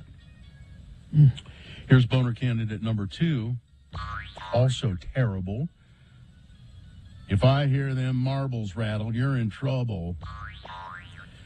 A Utah woman who works with the Tooele County School District was arrested and charged with child abuse after she allegedly punished her stepchildren by tying them up and putting boxes over their heads. The woman was taken into custody following an investigation that began after the 11-year-old sibling of the children showed video of the punishment to his principal at Tooele Elementary School. The woman has been charged with aggravated child abuse. The woman has been placed on administrative leave. She worked with the Tooele County School District. She was a paraprofessional, a teacher's aide. According to a probable cause affidavit, the boy said that this has been going on for 2 years. He said that his 8-year-old and 5-year-old brothers were loud in the morning, and if they were loud, they got placed in timeout for the whole day. He said for the whole day? The 11-year-old told police that his stepmother puts a marble maze toy on top of the boxes that are on their heads, and if they move at all, the marbles rattle, and it alerts her that they've been moving, and so she goes in and she ties their one leg to their hand. Put her in jail? She is. She's in jail. When police spoke to the children, they had what appeared to be burn marks under their chins, which was caused by the boxes rubbing against their chin. The 8-year-old said that his stepmother had added a granola box inside the box to make it a smaller space for them, so as not to be able to move their heads at all. Horrible person. It's like she read a book on how to torture. Yeah. Boner candidate number 2, if I hear them marbles rattle, you're in trouble. Coming up in a moment, boner candidate number 3, I suppose her intentions were good, but... Boner candidate number 3, after this big boy news and opinionuendo, brought to you by... Pick 3 services for $99 at Young Chevrolet in Layton. Options include oil change, tire rotation, brake check, multi-point inspection, alignment check, wiper blades, engine air filter, or AC system check. Learn more at youngchevy.com. Great. Last year, Netflix had a documentary about Mark Hoffman called Murder Among the Mormons. This year, we've got Under the Banner of Heaven on Hulu, FX, a miniseries about the religious zealots Ron and Dan Lafferty. But we're not done yet. Word arrives now that the Manacled Mormon case, in which a former beauty queen was accused of abducting a missionary for the Church of Jesus Christ of Latter-day Saints in England. Oh, yeah. Tying him down and forcing him to have sex with her, is being adapted for a feature film. Variety reported Monday that the movie called the name could change, but right now it's called Sinner versus Saints. It will star Freddie Highmore and Maisie Williams, directed by Tim Kirkby, who was the director of Fleabag, and he's directed a lot of episodes of Veep. Sinner versus Saints takes us on a riotous journey, it says, and we were immediately captivated by the wonderful script. This is fascinating story, if you remember it from years ago. And as I recall, Trent Harris was one of the first people to break anything about this story. And I think that Werner Herzog made a documentary about it as well. All will be sadness. The show is, it's Joyce McKinney. And then years later, Joyce McKinney was back in the news because she had her dogs cloned in Korea, as I recall. Wow. Hopefully they cover that in this movie.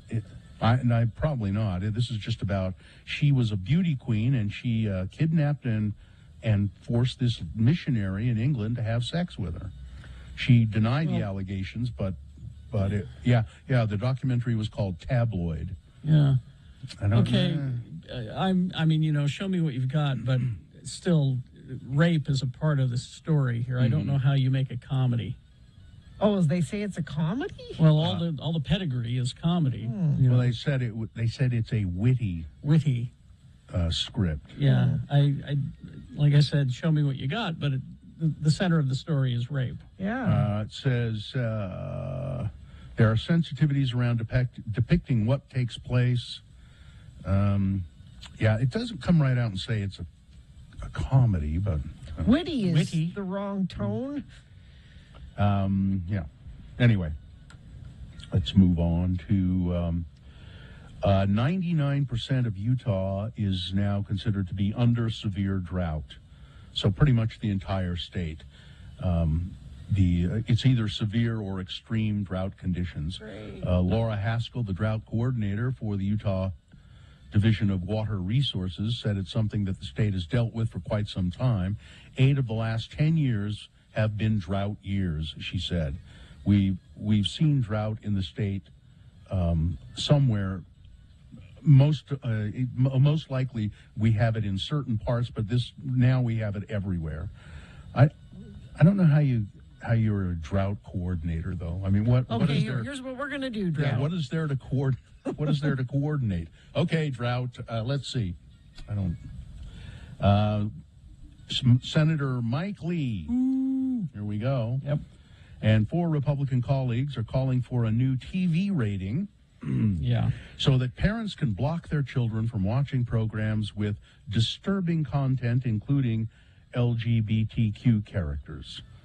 In a letter last week to the TV Parental Guideline Monitoring Board, the senators urged the panel to update its warning system to better inform parents about mature subject matter before it's displayed to their children. So they want, now there are already warnings of mature, this show has mature content. Yeah. But he wants to put on there, this show has mature content, and, there might be homosexuals in it, too. People. Dangerous homosexuals. There are people in this movie. In light of parents raising legitimate concerns on sexual orientation and gender identity, content on children's TV shows, we expect the board to fulfill its responsibility in updating TV parental guidelines to reflect these concerns, the letter from these senators said. In recent years, concerning topics of sexual nature have become aggressively politicized and promoted. You're doing that. I was going to say, by You're doing that. And promoted in children's programming. No. See, this is that whole thing. They're trying to groom kids and trying to make kids make kids homosexual. Were you groomed to be heterosexual? Well, were you groomed for that, or did you just? Better example. Talk to our gay friends and ask how they were groomed to be heterosexual. I'm sorry, I'm going to have to take exception to both of you. Mike Lee was obviously groomed to be a moron. Exactly. So grooming does happen. No, he was born that way. Well, yeah, you're right. Vladimir Putin on Victory Day told Russians exactly what he wanted them to hear. He defended a decision to invade Ukraine and falsely depicted his country's actions as an extension of the struggle against Nazis in Europe. But, you know, the media is tightly controlled, and Russians, many of them, most of them probably don't know anything else. No, they know what they're told. They believe it. Let's see. Mario Batali's trial. Oh, yes. Let's tell you. So we talked about it a little bit yesterday, but the woman who accused the celebrity chef Mario Batali of groping her at a Boston bar in April 2017 spent several contentious hours testifying yesterday, the opening day of his criminal trial, on charges of indecent battery and assault. The woman, who is identified as Natalie Teen, also filed a lawsuit based on the same encounter with Batali. She was the first and only witness of the day. Jury selection had been scheduled to begin Monday, but in the morning, Batali said to the judge that he would waive his right to a jury trial and instead leave the verdict to the judge. The defense in this case is very simple, said Tony Fuller, Mr. Batali's lawyer, in his opening statement. It didn't happen, said his attorney. She's not being truthful. This was fabricated for money and for fun. If that's true, it's ruined a man's career completely. Mr. Batali was once the host of The Chew. But she's not the only one. He had several restaurants, and several prominent chefs have been hit by accusations of sexual assault and harassment. Let's see, I'm seeing if they mention any of the other. I feel like there were other women that came forward. I'm trying to see if it mentions that anywhere. They're talking about this woman specifically. And there's this bit of celebrity that's just like when Donald Trump was saying, you know, when you're famous, you can do whatever you want. You can.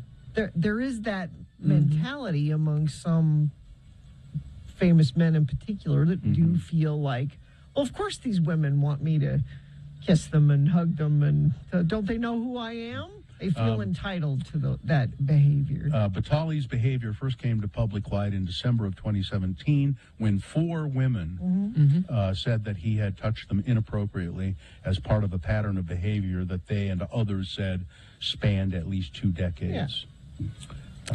They feel like they can get away with it. It's incomprehensible to me that they would do that and think they could get away with it. I just don't get it. You don't know people. Yeah. And I'm doing them a favor. They get to be groped by a famous person. No, I'm serious. Yeah. Well, you want a selfie, you have to pay. Yeah. You know. Weather, traffic. So it's pretty chilly this morning. It's 37 right now. But that jacket you're taking with you this morning, you're not going to need that later. We'll be up in the... I know it'll be a pain. You're like, what do I have this for? It's 65 degrees. Just fling it insouciantly over your shoulder. Jauntily, you know, hooked with a finger. Yep. And we gradually warm up. It looks like as the week goes on, no chance of rain, at least until Saturday is what I'm seeing there. So that's nice. Traffic has been pretty light this morning as well. Let me look at the UDOT camera. It looks like there's a little bit of a slowdown Southbound I-15 in North Salt Lake as you're coming into downtown. I don't see an accident being reported. Maybe that's just some construction slowage or something. But that's the only thing UDOT's telling me. What are you telling me? You can text us, if you like, 33986. Jiffy Lube Multicare. Get services on brakes, batteries, spark plugs, and more. That's a job for Jiffy. Visit jiffylubeutah.com for discount services and locations. Here's boner candidate number 3. I suppose her intentions were good, but a Utah teacher has been placed on administrative leave because of a concerning video she posted on social media, a school official said. Jenna Hall, a teacher at Renaissance Academy, was placed on leave for a video that she posted on TikTok. In the video, Hall said her fourth grade students from last year visit her classroom often after school. A lot of these students, she said, are queer because I am queer, and so they have figured it out. She said, I'm their safe place. We have a little tiny bit of, we can play a little bit of the video. They're now in 5th grade, and they come visit me almost every day after school. And a lot of them are queer because I am queer, and they figured it out, and so I've become their safe space. And today, they found my Guess Who. And they started playing Guess Who, but they didn't play it the normal way. How did they play it? They used things like, this person looks like a lesbian baddie who's going to come over and make you dinner. Well, which one of these characters is a lesbian baddie that's going to come over and make you dinner? Oh, Olivia is? Oh, great. Anyway, so I think you can sort of tell by the tone of her voice that this is not something you should, as a teacher, or it's just, it's out of the bounds of what you ought to be doing as a teacher, now, even though it's at a private school. And now, if she's a safe space for queer students to talk to, I don't think that's okay. That's okay, but it's posting a TikTok about it is the thing. Yeah. That is the. Yeah. Plus, she talks way too fast. Yeah, and making it, this kind of, light, bubbly, blah, blah, blah, it's just the whole wrong tone and not something you ought to be doing. Boner candidate number 3. Let's review the first 2 and vote. Number 1, if you smell something bad, you have a tainted mind. Police in Thailand arresting a self-proclaimed holy man whose followers ate his feces and drank his urine in hopes of being cured of illness. Gina, there are just some hard facts. There are some hard facts in this world that you have to face.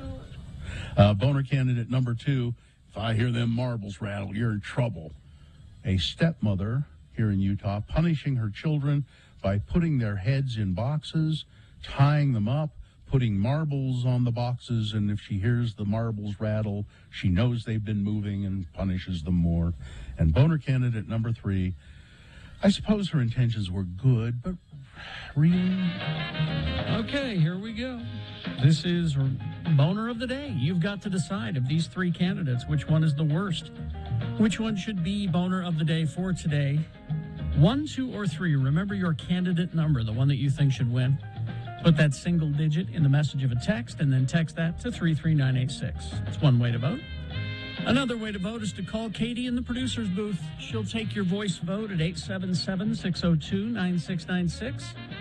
Or you can go online, x96.com, look for the box that says Boner of the Day, May 10, 2022, and vote there. And you just click on that and vote. If you don't see it right away, refresh your internet browser. It'll appear and you can vote there. All right.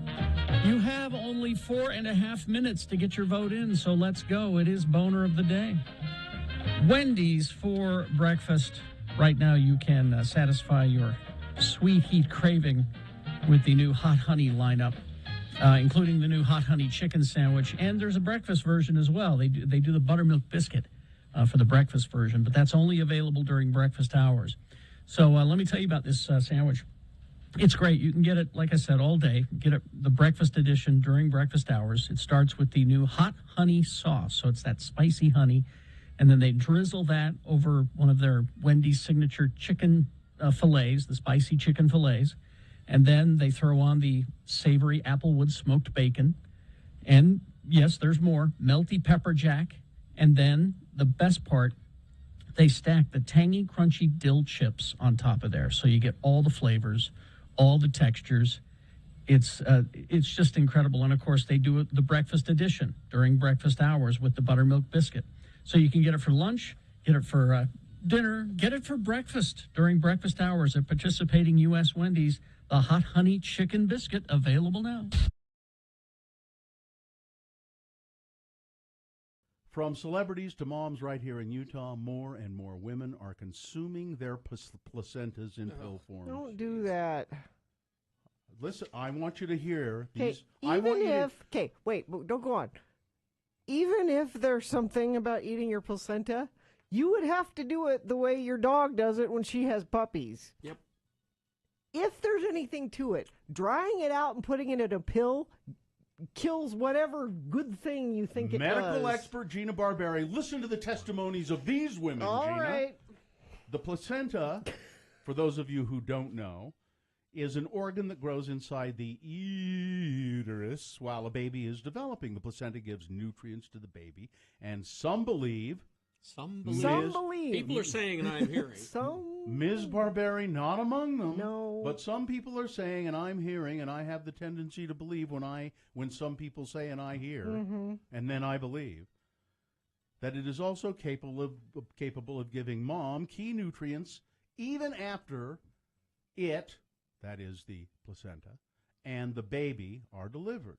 Quote, so what happens is, studies show that about 72 hours after delivery, once the placenta is delivered, hormone levels drop, said Rachel Talley, a midwife, Gina, and herbalist. Are you either of those two things? Wow, a midwife and an herbalist. Are you? I am neither of those. All right then. Are there any, I want you take out your credentials and show me. Are there any doctors or scientists around?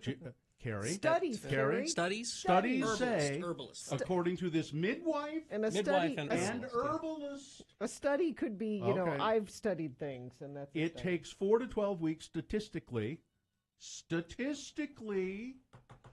said an herbalist and midwife, for the body to and the endocrine system to start producing these hormones again. So what we're really doing is natural hormone therapy.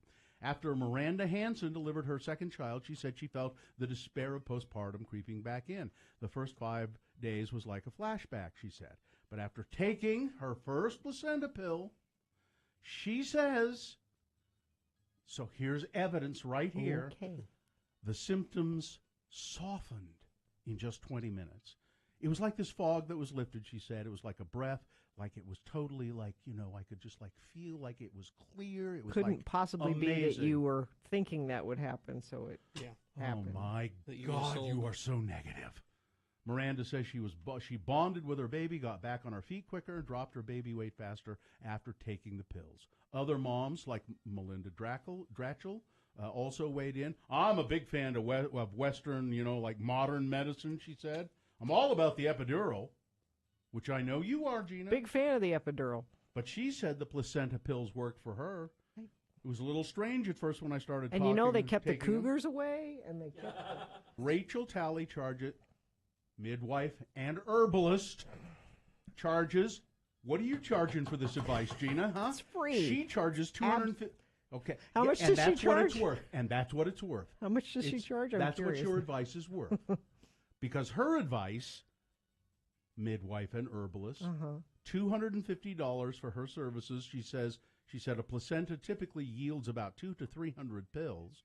Some hospitals won't release the placenta, but if they do, and if it's handled correctly, the health department said they don't see a risk in consuming your own placenta, but they do caution folks not to share their placenta with somebody else. Please let me have some of your placenta. No. Come on. No, don't share. No placenta sharing out there. Okay? Rachel Talley, midwife, herbalist, and placenta encapsulator. And making money off of it. She is. Wait, that couldn't possibly have anything to do. She is a placenta encapsulator as well. A placebo encapsulator. Yeah.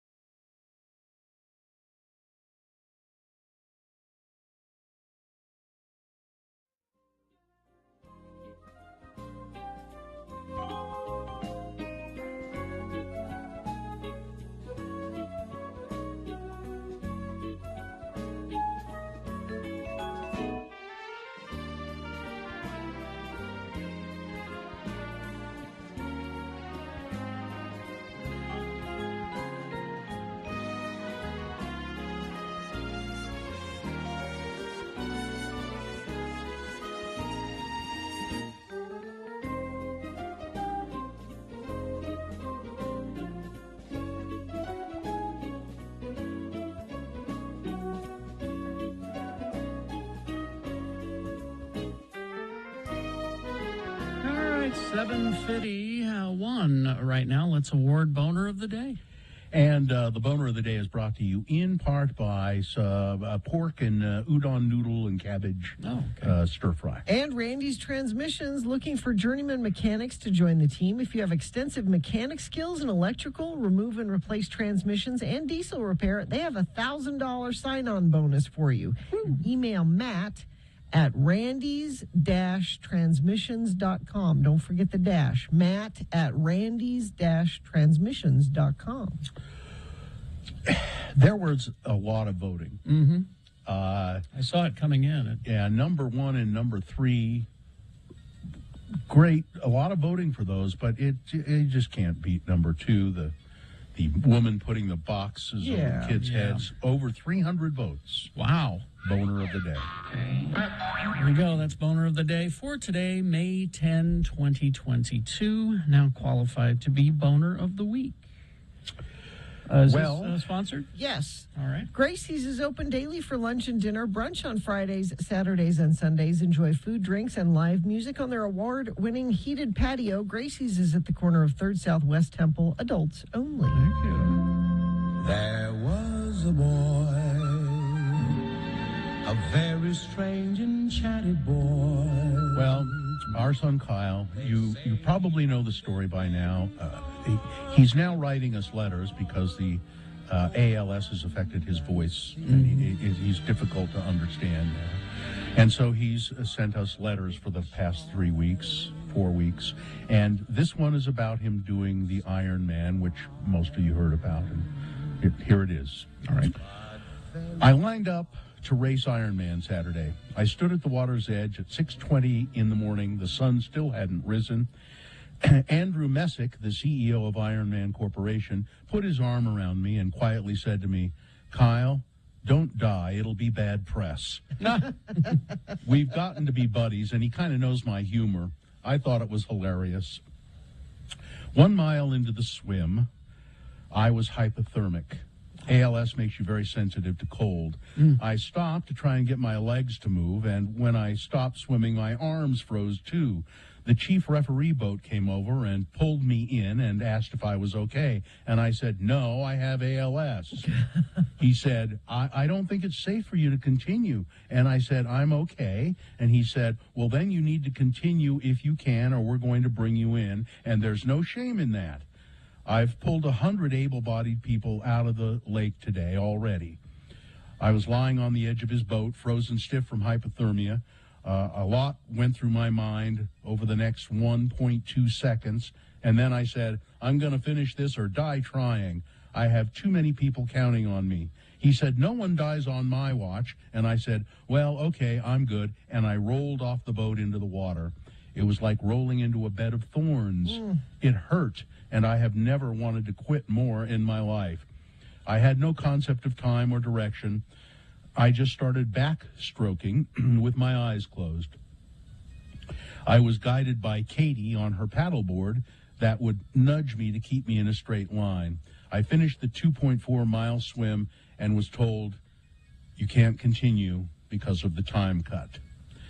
The great thing about an Ironman is this: the rules are the same for everyone, no matter age, gender, race, physical issues, professional, amateur, or anything.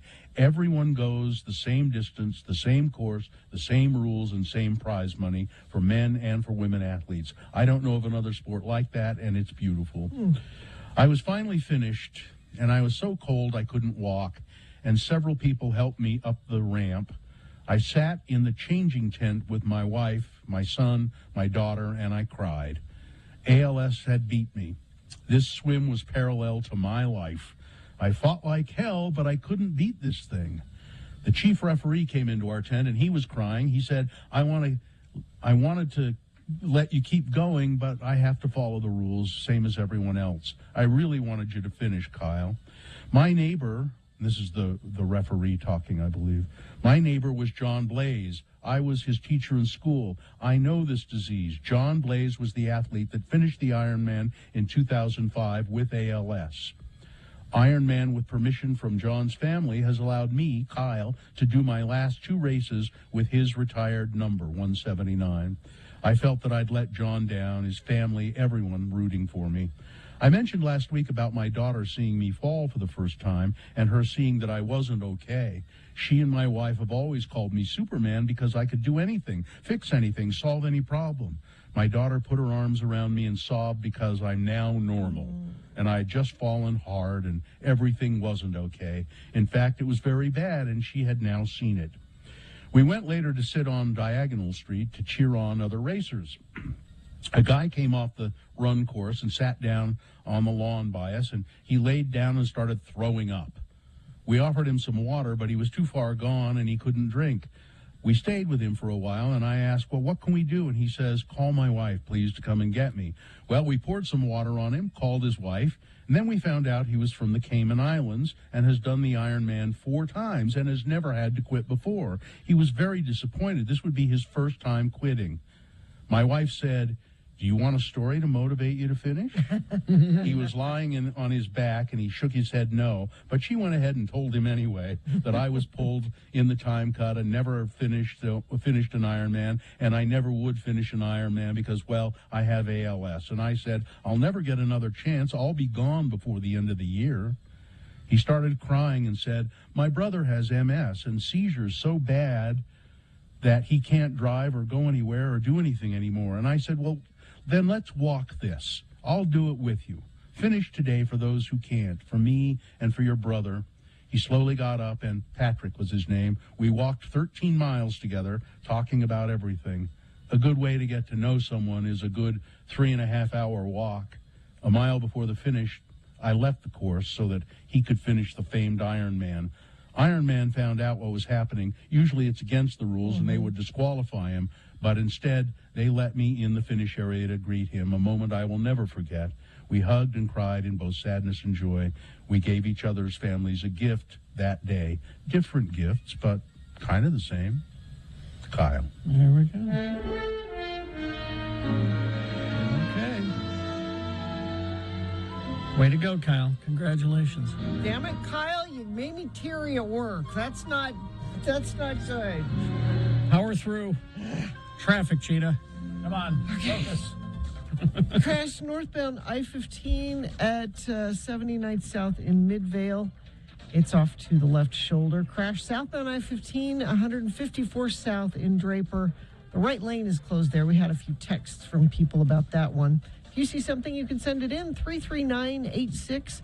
Pick 3 services for $99 at Young Chevrolet in Layton. Options include oil change, tire rotation, brake check, multi-point inspection, alignment check, wiper blades, engine air filter, or AC system check. Learn more at youngchev.com. All right, so we're going to take a quick break here, and we got our Tuesday Tech Talk with Jonathan Deasing coming up. Beat Gina is on the way, news, and we're going to start giving away stuff. Yay. Tickets, lots and lots of tickets. Stand by for that. KXRK Provo. I went to opendoor.com/myoffer and saw for myself just how easy it is to request an offer. I mean, imagine if you could sell your house the moment that you got, say you got your dream job halfway across the country. Wouldn't it be great if you could just sell your house the moment that you said, yes, I'll take that job? Open Door makes that a possibility, giving you a competitive offer on your house in a matter of days, sometimes the same day. Hundreds of thousands of people have already requested their offer. Just go to opendoor.com/myoffer. Enter your address. Tell them a little bit about your house. They'll make you an offer in minutes. They take a look at the house, your house. They take a look at recent sales in your neighborhood. They come up with a very competitive offer, a real offer. And when you sell to Open Door, you don't have to make repairs, do prep work, or schedule showings. Like I said, if you got that dream job across the nation, this is the perfect opportunity for you. Get a free offer on your house at opendoor.com/myoffer. Offer eligibility varies. Open Door is represented by Open Door Brokerage, Inc., license 0206-1130 in California, and Open Door Brokerage, LLC, in its other markets.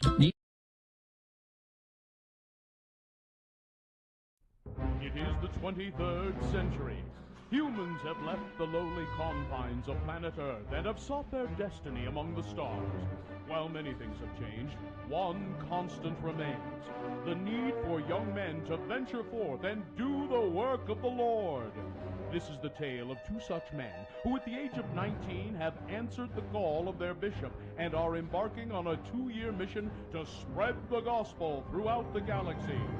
This is the story of Space Elders. We begin our drama at the Space Bus Depot in Provo as our fine young missionaries-to-be, Lehigh Christiansen and Laron Butch Jinson, arrive in Happy Valley and await transportation to the MTC. Hi, I'm Lehigh Christiansen. Isn't this exciting? Oh, is this your first time in a space bus depot? No, I mean getting your mission call. Well, it was either this or a stint in the Space Marines. This way I'm out in 2 years and my parents are still happy. I've been waiting for this day since I was 8.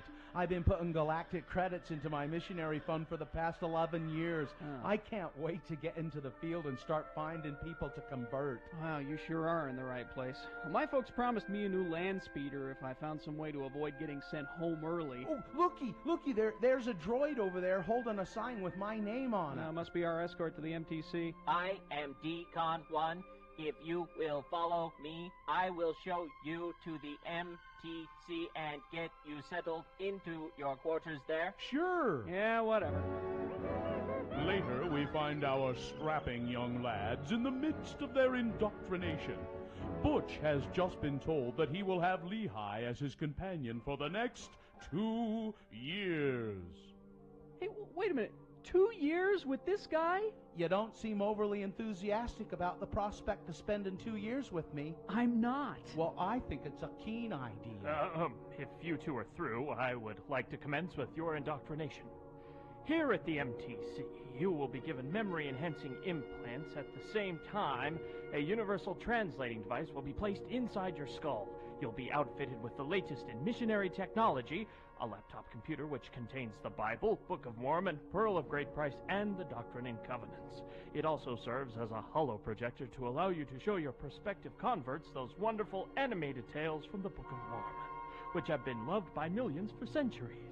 You will also be issued a Mark 32 10-speed bicycle with hyperdrive and one of those cute luggage racks on the back. These bikes are capable of warp 9.3 and have a cruising radius of over 270 parsecs. You will be shown how to properly care for your hyperbike, and you will be responsible for its upkeep. Any questions? Yeah. Implants? Like inside my head? Yes. Keen, when do we start? Will Butch let the fine folks at the MTC put equipment in his head? Will Lehigh volunteer to do it for them if it'll get him into the field faster? Does the Mark 32 Hyperbike come with a luggage rack standard, or is it a dealer add-on? Tune in next time for the answers to these questions and to hear our elders say... What you doing, Butch? Reprogramming my name badge so that instead of Elder Laron Jensen, it reads Butch. I think the manual prohibits tampering with the MTC issue equipment. I'm sure it does. Hey, you want to help me put some fender flares on my bike? On our next kidney-wrenching episode of Space Elders.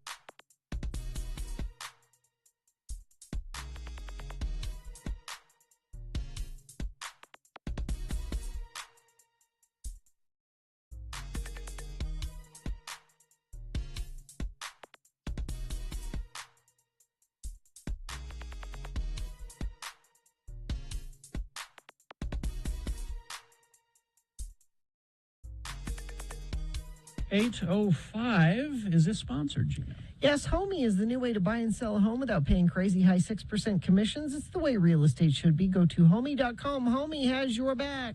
All All right. Hey. It's Jonathan Deasing. It's me again. Hi, Jonathan. Hey, Bill. Hey, guys. Jonathan is here for some tech talk and game show stuff, and he's the host of the 3-Bit Gamer Show. Yes, sir. Podcast that you can find wherever fine podcasts are procured. Mm-hmm. What's the new? You got a new one right now? Oh, we just have a ton of news we're catching up on and a bunch of games we're playing. So, all the news and games. Is the new Evil Dead game out yet? Not yet. It's coming out this month, though. All right. End of this month. That's what have you brought for us? Oh, man. I have brought freedom. Freedom from Google. Oh, yeah. You're going to want this information. You're going to want this. This is a new thing from Google that they have allowed people to request to remove their personal data from search results. Oh. So if you ever Google yourself, which used to be fun, and now it's scary. Isn't that weird? Yes. You used to Google and see like, oh, that's fun. Look, you can see my house on Google. And now I'm like, oh, my God, you can see my house on Google. How do I fix this? Start removal request. I'm doing it right now. Exactly. So I shared this link, and it'll be on x96.com, but you have a Google form that you can fill out. They will take your content out of Google search results. Now, I have to warn you, this seems, for me, more of a cover your ass from Google than anything. This is all targeted toward, doxing and DDoSing. That is, people find out who you are online and they get mad and they don't like you, and so they try to attack you. They will either, there's something called swatting, where they will send a SWAT team to your house because they'll call in like a fake attack or whatever. They'll say this person has a gun, and then all of a sudden, so these things are kind of scary when your information is so easily accessible online when it's one Google away. However, this seems like when you're like, oh, well, I'll just get it off Google and now I'm free and clear. No. Those websites that are showing up with your name, like whitepages.com or People Finder, that your stuff is still on there. And so they can still just go to those places and find you. Or they can go to Bing, or they can go to DuckDuckGo and find you. This doesn't really cover you. So if you guys are actually concerned about this, you need to Google yourself. You need to find these results. I did this. I swear it only took me a day and some angry emails. Like, you can do this. And they'll take it off? You go to the website where you find your own name, and you email them, and you say, hey, you need to remove this, and you can be as aggressive as possible, mention a lawyer. That's what I did on a couple of them because they were slow playing me. I got all of it removed. It's easy because my last name is really distinct. If you have a more common name, like Kerry Jackson or like Bill Allred, you might be like, oh, well, it's okay. It's not a big deal. But you have to remember the data these people have on you. You go to whitepages.com, it's not just your name. It's your age. It's your address. It's the city I don't need any of that you buy. And so they can narrow it down even if you have a common name. So I would strongly recommend just taking the day to do the due diligence and then do the Google search result. Are there any drawbacks to doing this, Jonathan? Or is it just, it's all positive? If you want people from like your high school 40 years ago to look you up and be able to find you, I guess. I don't know, but you got Facebook. Find me on Facebook. You don't need the rest of that stuff. Find me on Facebook. Yeah, this was this weird era of the internet 2.0 where it was like, well, let's just put everything out there of all the data we possibly can, and that's I don't like that. No, so go check this out, or you can just Google remove my search results. But again, you really should do it the due diligence, do it the right way. I enjoy people knowing my criminal record, though. I like that. Okay, so here's one that's a lot more fun to reward yourself after removing all your data from Google. So it's raining a lot, and it's going to stop raining a lot. That's Utah. So this is a really cool thing. It's called River Runner. I would just maybe Google it. The link's kind of weird. It's river-runner-samlerner.com. So it's a guy that makes these kind of visualizations, but it allows you to drop a raindrop anywhere in the continental United States and see where it'll travel downstream. Okay, I found my house. You did it. So I'm going to do it. It's the neatest thing because you can put it on top of a mountain, you could put it in a basin, and it will find the river, which you could just go see that on like Google Maps or something.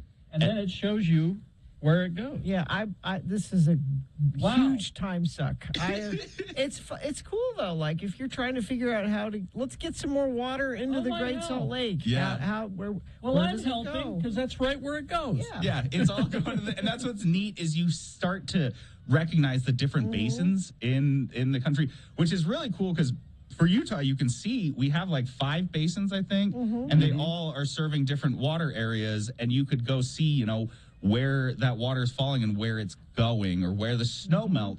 In our case, it's more accurate to look at like where the snow melt's going. And this functions the exact same way. So it's got a really cool visual. You'll feel like you're in a movie in like the 90s when they're like going like down through a map and like visualizing it. But it's really, really futuristic and neat. So check that out. Again, that'll be on x96.com. And then last thing, as promised, video games, you guys. Yes. I know you're all waiting. So the game I'm playing this month that I cannot stop playing, that everyone should play. Everyone.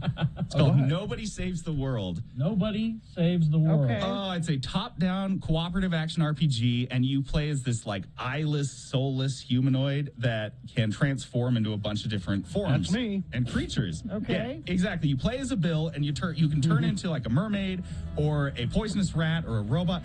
Carrie, did you play the original Zelda games, like the top-down 2D ones? No.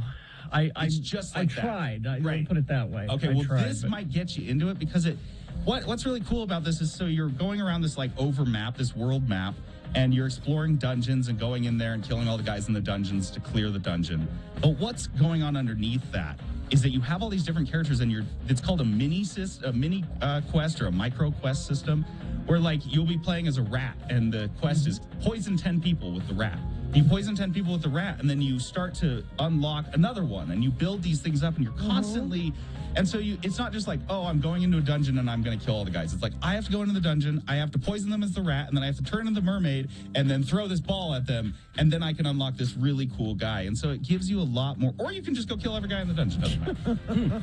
But it's only $25, and it's available on everything. It's cooperative, so you can play...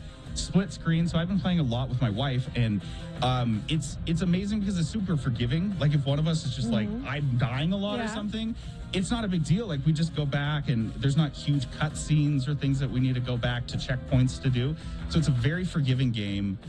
You can just go wherever you want. So we're over at this dungeon, and we try it 3 times, and it sucks, and we can't beat it. So we move on. We go to another dungeon across the world because, hey, you know, that dungeon... This dungeon sucks. This dungeon sucks. It's just a body of a dead dragon.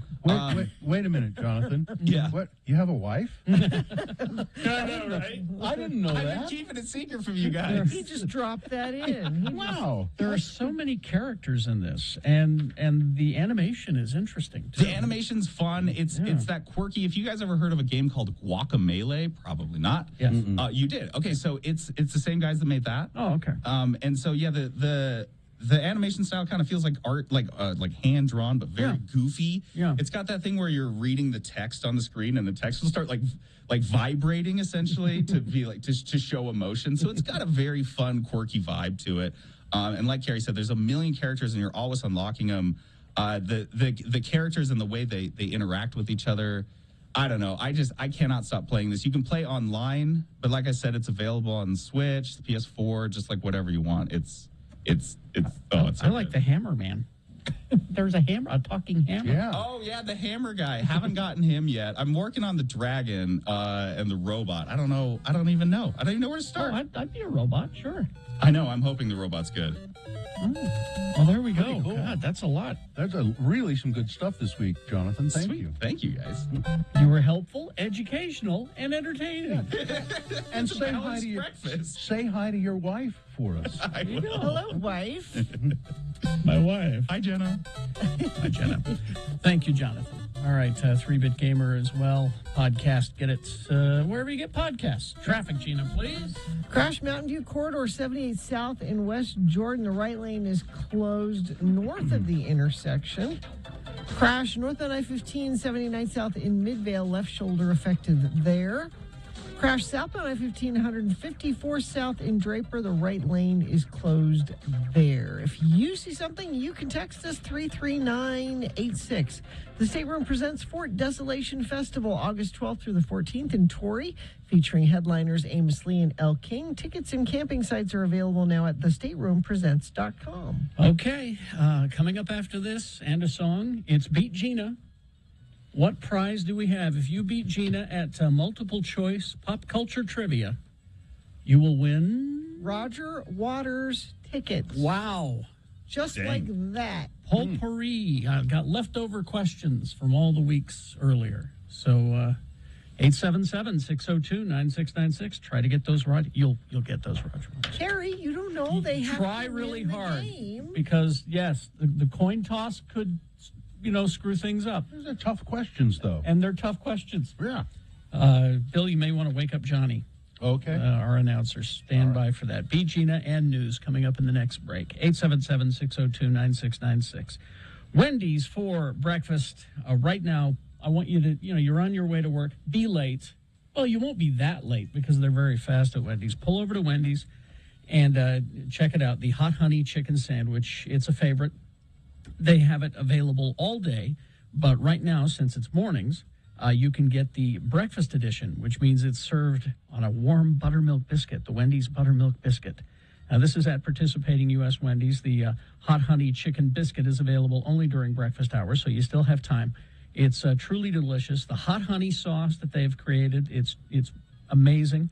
They drizzle that over a Wendy's signature spicy chicken filet. Then they add applewood smoked bacon, and then even more melty pepper jack. And the best part, the pièce de résistance, as they say, the stack of tangy, crunchy dill chips. So you get all of the textures and all of the flavor. You won't be that late for work because they're very fast. Wendy's for breakfast. Real alternative.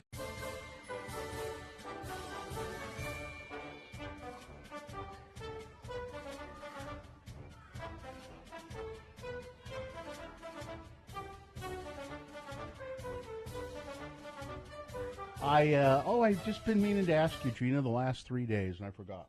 Well, the last 2 days. What? So you went to collect your daughter at camp. Yes. On Saturday, I think it was. Friday. And we'd had some discussion last week about the letters, and that you had written a letter to her, a daily letter that she took with her. Yes. And you instructed her to open one a day. Yes. And being the good little girl she Yes. is, I'm sure that's exactly the way she did it. Yes. Whereas when I was a little kid, when I'd gotten to camp, I would just want to open them all. Yeah. Because I wanted to read them all. And then she was incommunicado for a week. For really 7 days? Was it 7 days? Sunday to Friday. Yeah. Okay. And so the only communication that you could have with her would be a letter that she would send you. Right. And you kept waiting for the letter and waiting for the letter. And I said, you're not going to get the letter until after you pick her up. Have you received, as you went to get her and collected her tear-stained pillow and and all of the soiled bedding and everything? And she did very well, actually, at camp. Well, I'm sure she did, but I'm saying there wasn't a tear-stained pillow. I joke. I know. Okay. As I got home with her after we picked it up, it was in the mailbox. As I thought. Yes. And was the letter tear-stained? No. Was it very detailed? Yes. What did she write it the first day, or did she just write it, like the day before you? And then express it. She wrote it halfway through, and she said, "Next year I know to write it earlier in the week." But there you go. But it might have gotten to you. Mm-hmm. But it was a happy letter. I'm having a great time. And she said, I knew you would ask, Mom. The food is great, is what the letter said. Food is great. I knew you would ask. And then she had no trouble finding an owl to deliver it. No, came right to the. Right. She's very, very methodical in her thinking. She said, I sent it on Wednesday. I should send it earlier next time, but I should at least wait a day till I've done something to write about so she's figuring out the best day to send it is probably Tuesday, and then I would get it. But she did great. She wants to go back. So she did the rope swing. She swam in the lake. She went canoeing. Killed a bear. No, none of that. No. What do they do? What do they sit around and sew? They made bread. That's not camp. You go out. You got to go out and kill squirrels and play capture the flag at night, and then kids get lost in the woods. At the very least, play with the fire. Yeah, roast no fire. Poking a stick in it? No. They made bread. They had morning meditation. What? Sissy camp. We did yoga, Mom. She loved it. That's all that matters. Sissy camp. Okay.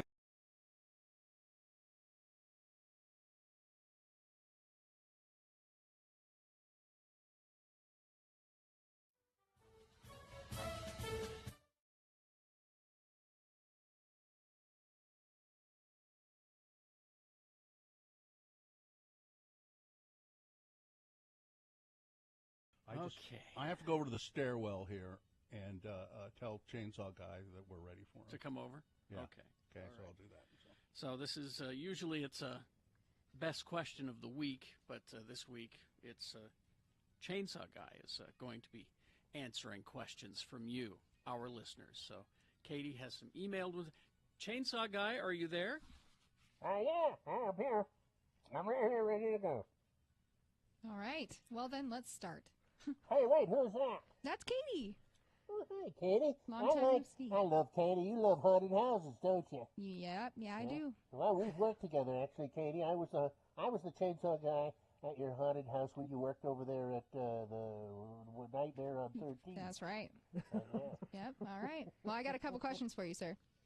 Okay. So this one comes from Derek. It says, I know everyone is sick of hearing about COVID and the issues of mask wearing, but you being a person who wears a mask that I would assume would wear it always, what do you have to say to those people who believe this ridiculous idea that people cannot function normally with masks on? Well, I don't know about functioning normally, but I know that mask wearing is very important. Because I think that's the thing that's going on.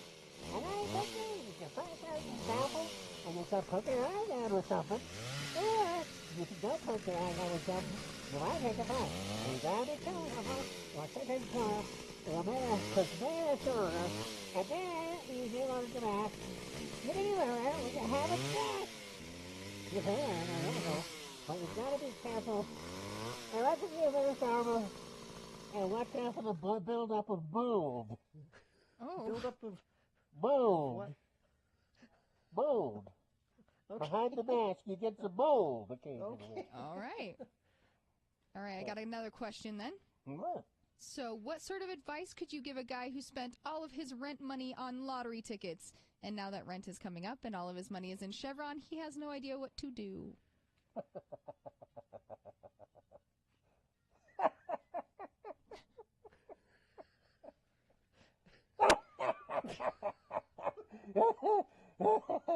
Tough. Next question. Next question. Next. Well, how long have you said that? Come on. You don't have anything to say No, about that? no. That's it? You got to build up a mold. All right, final question, sir. Okay, I'm ready. Wait a minute. Do you have a favorite chili recipe? Do I ever? I'm telling you, what you do is you take your cans home, and you get your cans and pick up. And then, lay up on them, and tilt and turn and turn. And then you take your cans off, and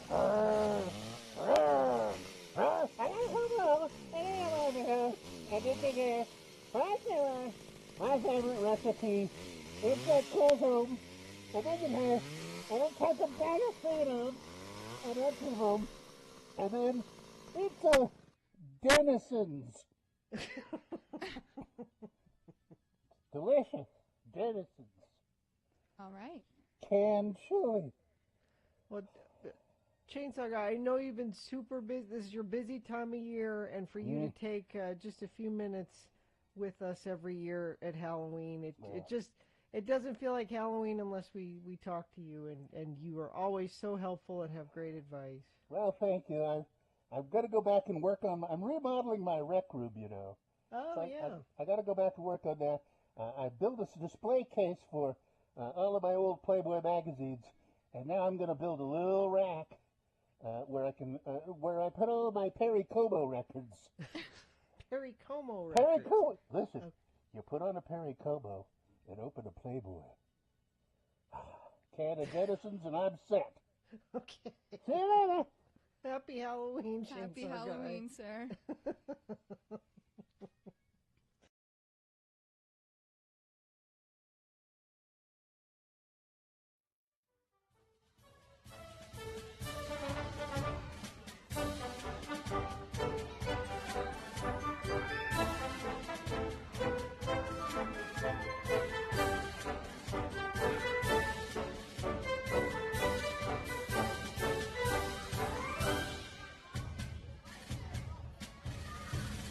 Full of glittering prizes. And they're all up for grabs, but really Roger Waters tickets if you can beat Gina.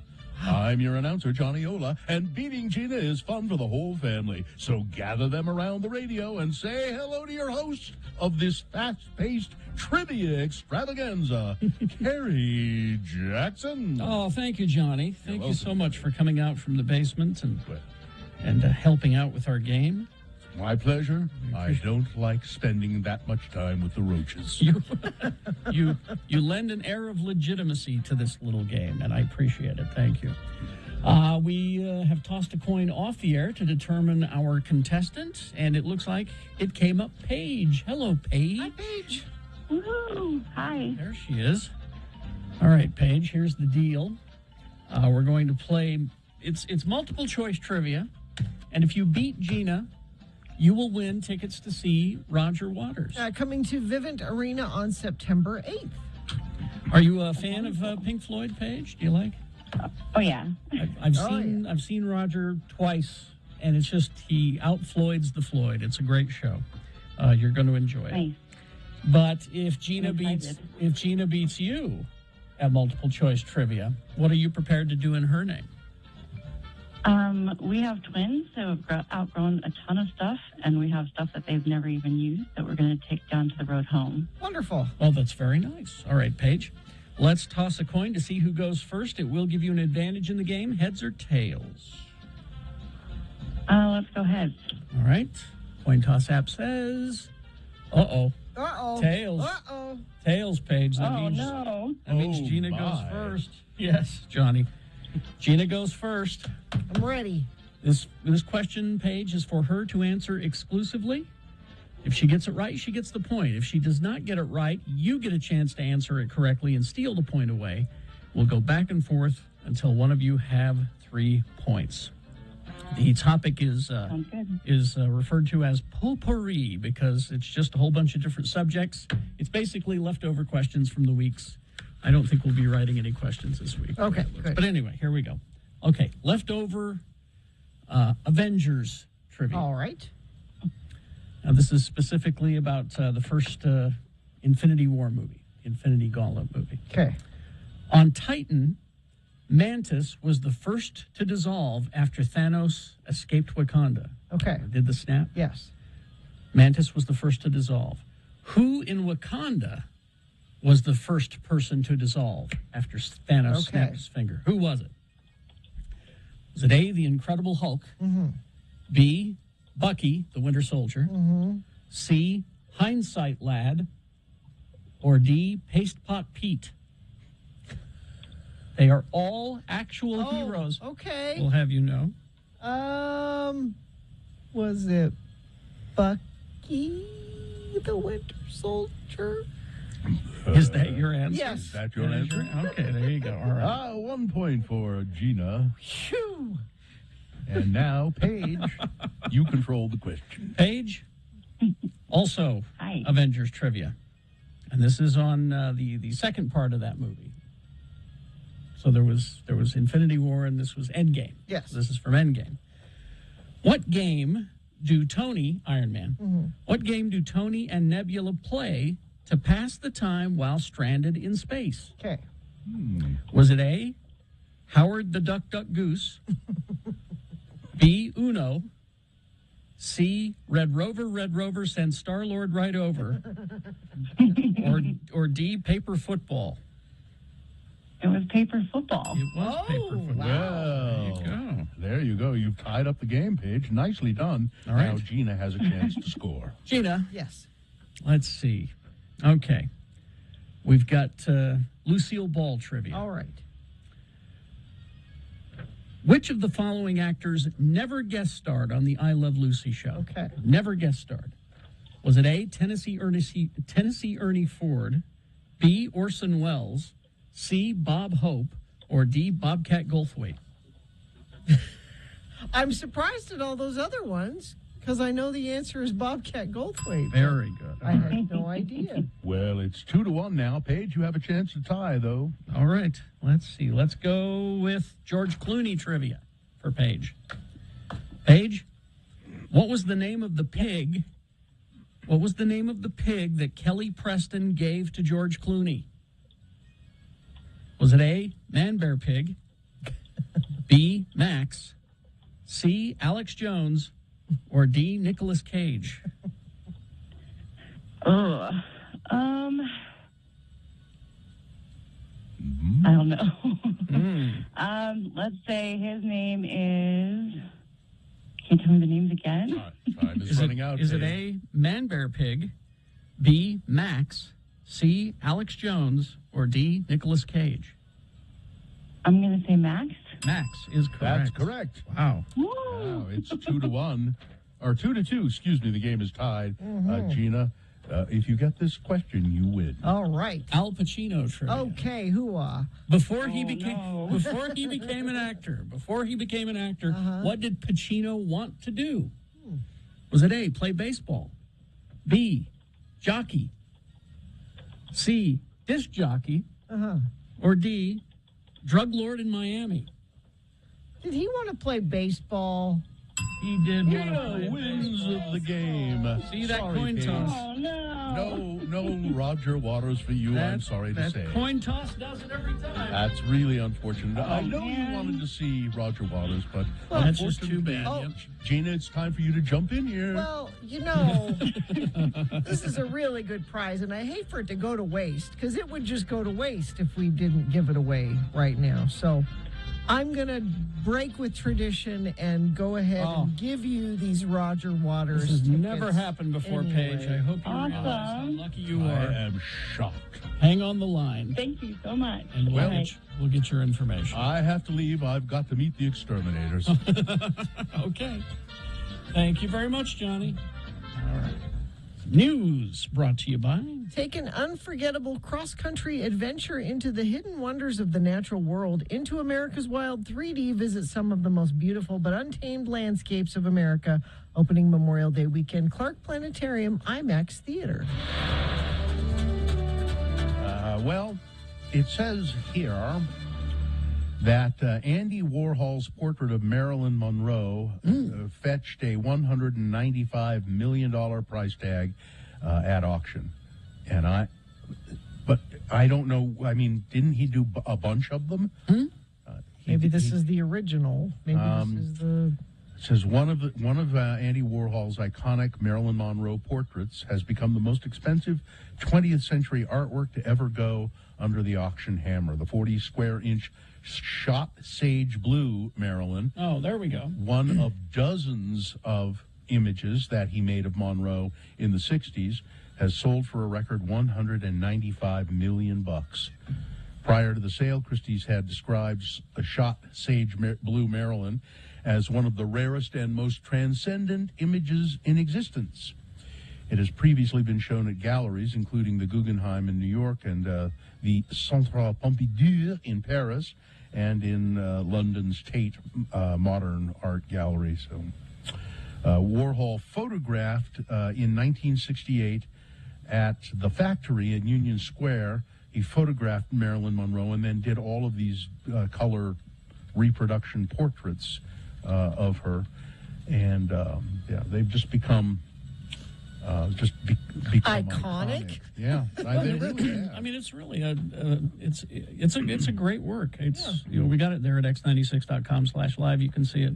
Oh, the picture, by the way, the photo of Marilyn Monroe, it was actually a publicity still from her 1953 movie Niagara. And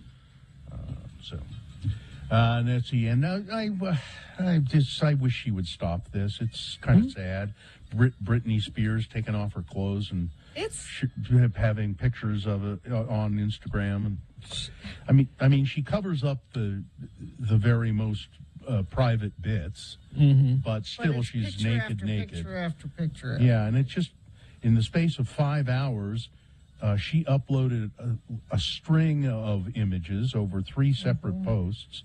She captioned the post, "Photo dump of the last time I was in Mexico before there was a baby inside me. Why the heck do I look 10 years younger on vacation?" I don't. Got to get those followers up. Yeah. I mean, it's just I feel like, I know we talk about this a lot about her conservatorship, and I think there's a reason that it was in place. All right. But Brittany Watts. keeping you up to date with all your Britney Spears news. And what's wrong with her husband or fiance or whatever he is? Because that's who takes these pictures. Are you sure? Yeah. Because she'll say, oh, my husband. What? I just don't. A bunch of people are saying, contacting her saying, please stop doing it. It makes us feel bad. Homicide investigation underway in Salt Lake. South Salt Lake police investigating a possible homicide, they're saying, after a body was found in the road last night. Main Street was closed off early this morning near Winco in South Salt Lake. Police reopened the road just before 6 a.m. According to the police, a fight had broken out in the Winco parking lot, and multiple gunshots were heard at approximately 10:15 in the evening. That would be last night. Authorities haven't released further information yet about the fight. It's unclear if it involved just two people or more people were involved. The officers who responded to the reports of gunfire discovered a dead man in his mid to upper 20s in the road near the grocery store parking lot. We're not sure if this was a targeted attack, said Public Information Officer Danielle Croyle. I guess that presumes that this could have been an innocent bystander, but the victim's identity has not yet been released. Investigators surrounding the area looking for potential leads in that case. A 65-year-old motorcyclist who went missing in Maple Canyon on Sunday was found dead Monday, according to the Utah County Sheriff's Office. Blake Baxter rode up Maple Canyon at about 2 p.m. on Sunday, then later reached out to family at about 8 p.m. asking for help. A cold front and snow had blown into the mountains where he was riding his motorcycle outside of Mapleton. At about 3 o'clock in the morning Monday, the sheriff's office found Mr. Baxter's motorcycle, his helmet, his riding gear at an altitude of about 8,200 feet, but the search for Baxter was called off at 4 a.m. due to whiteout conditions, and then Baxter's body was later found at 12:30 Monday, about a mile away from where his motorcycle gear had been located. So it appears as though he had gotten off the motorcycle, tried to go somewhere on foot, and succumbed to the cold. This could have been a boner candidate, and it just makes me feel bad for these people. Sarah Malahifu and several family members got her daughter, Isa, ready to receive her diploma at Granger High School. This was in 2021. Due to the family's Tongan heritage, getting Isa ready included dressing her in her, traditional Tongan garb, an ornamental cloth worn for formal occasions, as well as a lei around her neck and one under her cap. 3 years earlier, her son had dressed in the same kind of garb for his graduation ceremony at Westlake High School, but his experience was much different. He was not allowed to wear any leis, and when it was time to receive his diploma, he was asked to remove his ceremonial garb as well. There's a new law that says they can wear it now. Yeah, so now, and it's so much better.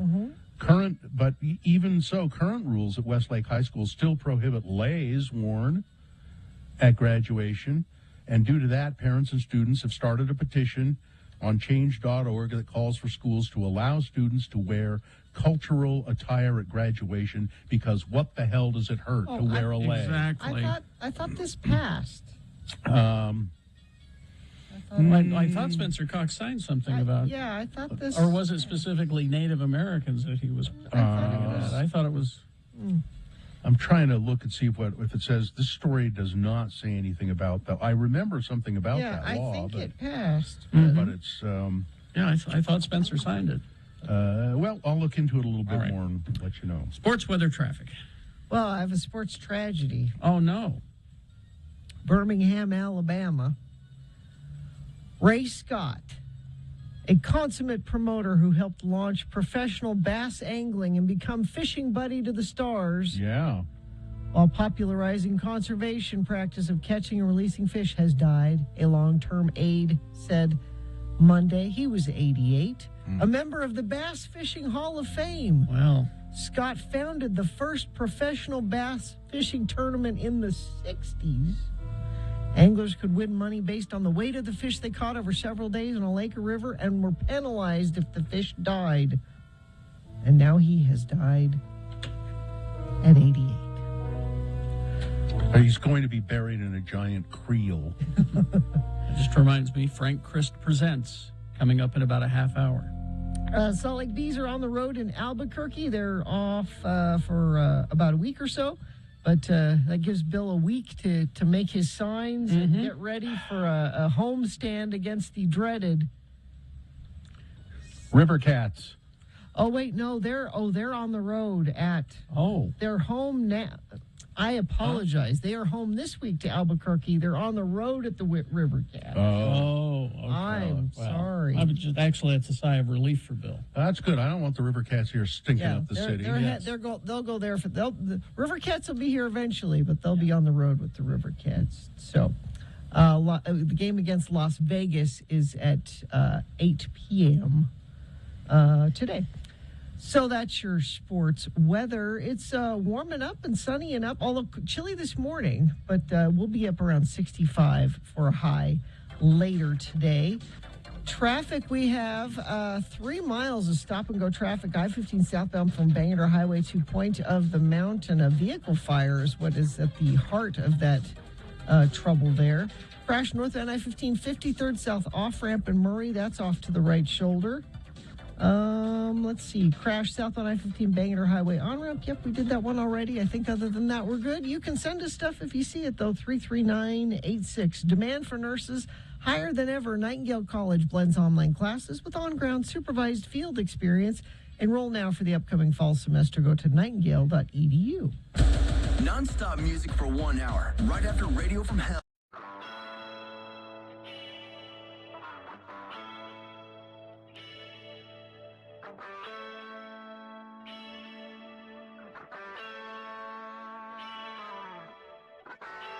I find this on my desk when I come in this morning. This leaves a bad taste in my mouth as well.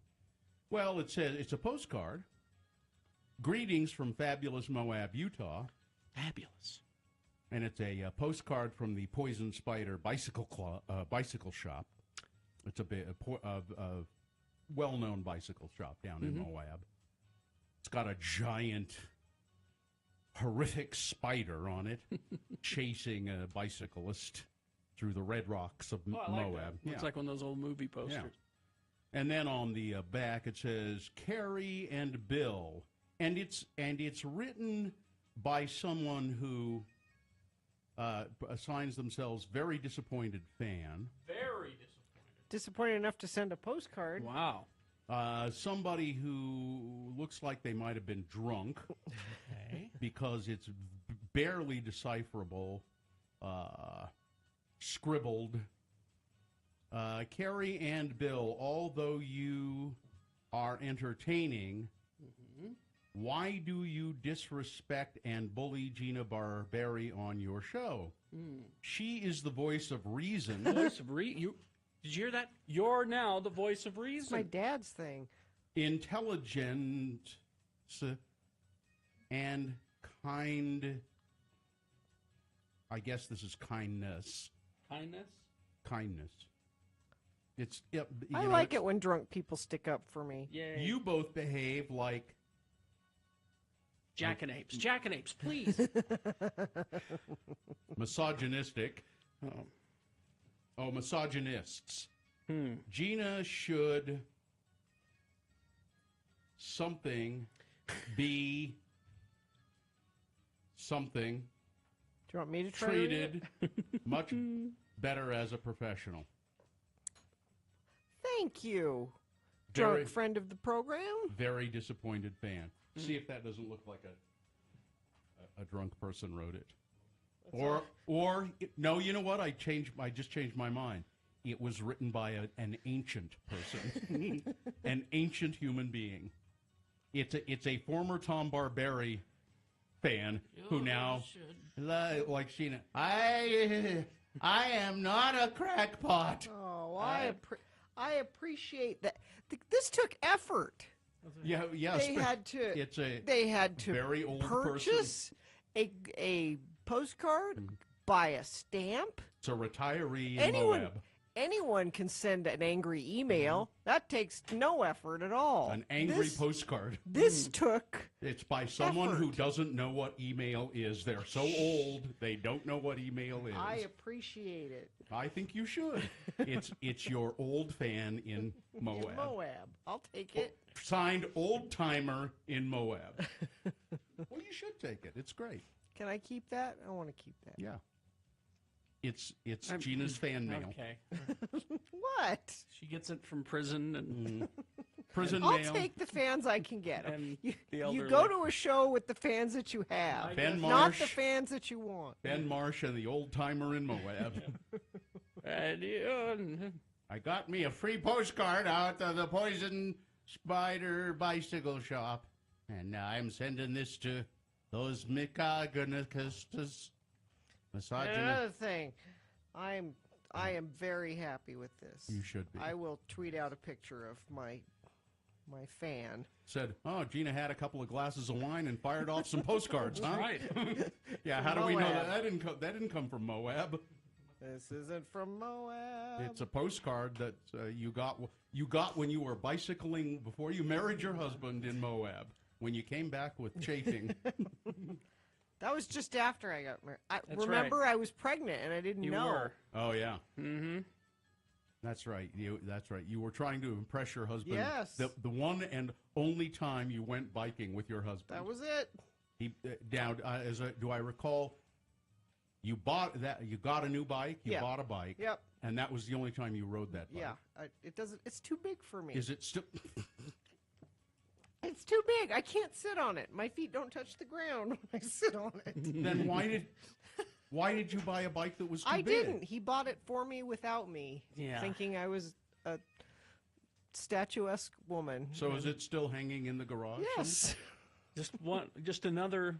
Just waiting for his second wife? Yes. Just one more bit of evidence that he has no idea who you are. Excuse me. Still His waiting. third wife, yeah. It's hanging there waiting for his third wife. I'm Yeah. sorry, his third wife.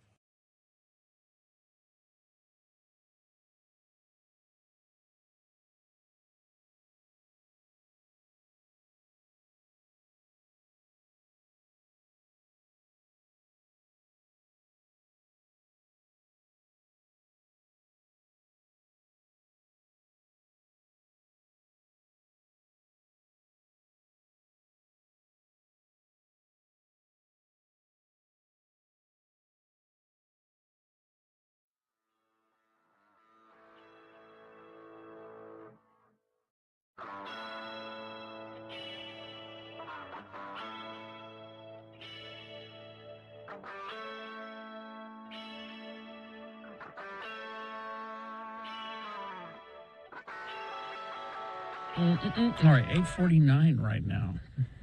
Yes? What do you want here? Well, what do you got? Yeah, what you got? I want what you got. That's what I want. Are you buying what I'm selling, Kerry Jackson? Of course I am. Are you picking up what I'm laying down? What are you smelling? I can smell what you're cooking. I mean, we've already done a list today, but do you want it? Oh, people love lists. I have a list. People love lists. Just ask our consultant. I think people would be disappointed if we didn't do a list. Really? Yeah. Well, now that we've set it up and everything. All right, here we go. It's Radio from Hell with another list, because people love a good list. X96. Some actors walk away from a recently wrapped film with a new hairdo, maybe a stolen prop. Mm-hmm. Viggo Mortensen occasionally leaves with a horse. What? Can you do that? That's a little bit more than like stealing a paperweight from a desk. Seems like it. I have a list of actors who have taken home their animal co-stars. Okay. Wow, okay. Sophie Turner. Let's see. A dragon? Sansa Stark. A raven? No. A dire wolf. She took home a direwolf. Game I of- thought they were all CG. I didn't think they were real. Okay. They did that forced perspective thing. Game of Thrones, Sophie Turner, of course, Sansa Stark. Her direwolf in the show, Lady. She said, growing up, I always wanted a dog, but my parents would never let me have one. I fell in love with Lady on the set, and at the finish of filming, I asked if I could take her home. Adorable. Oh. Brendan Fraser. Let's see. Brendan Fraser. Let's see. He was in... he took home Ian McKellen. His favorite was from a miniseries he did called Texas Rising. He had a gray horse. Oh, I remember that. Yeah. You don't remember that. No. He said he wasn't headed to the glue factory or anything horrible, but I thought I want to do well for him. He was a good co-star for me, and I have a barn at my house in New York, and he took the horse home. It has recently come to my attention that those Brendan Fraser mummy movies, who's his co-star in those? Rachel Weisz. Rachel Weisz. It has recently come to my attention that those movies were a sexual awakening for a lot of people. Huh? In people of a certain age. Really? It's for stirrings. all sexual For all sexual stirrings. Okay. Men and women alike. Men and women alike. Okay. It was that couple, Brendan Fraser and Rachel Weisz. Okay. All right. Tiffany Haddish. Funny. In the show rabbit. Keanu. A kitty? Yeah. Because Keanu was about a kitty cat. Played by multiple kitties. There wasn't any one kitty. Well, you had hero kitty, you had stunt kitty, you had... Yeah. Tiffany said, can I keep one of these kitties? And they said, sure. They said, sure, we're just going to throw them out anyway. They're just going to the shelter. Yvette Nicole Brown. Okay. In the live-action remake of Lady and the Tramp. She took home the Tramp. She did? Actually. She took home Tramp. She took home Tramp. Oh. I already mentioned Viggo Mortensen. The horse? In Lord of the Rings. Another one? His horse. Took home a hobbit. He's taken home two horses. He took home a horse from Lord of the Rings. And do you remember the movie Hidalgo he did? Yeah. I know it by name only. I don't know anything about it. It was about a wild horse, I think. He took home the horse in that. Audrey Hepburn. Well, she was a well-known animal lover. When filming 1959's Green Mansions, Audrey Hepburn became a de facto mother of a barely weeks-old fawn, a deer. Okay. Pippin. Was it a female deer? Did she take home a drop of golden sun? She said, I've fallen in love with her. She has run of the house and the garden at home. I feed her with a baby bottle. She kept the baby fawn from the movie. And then later on, they had venison. Yes. Shut up. Roy Rogers.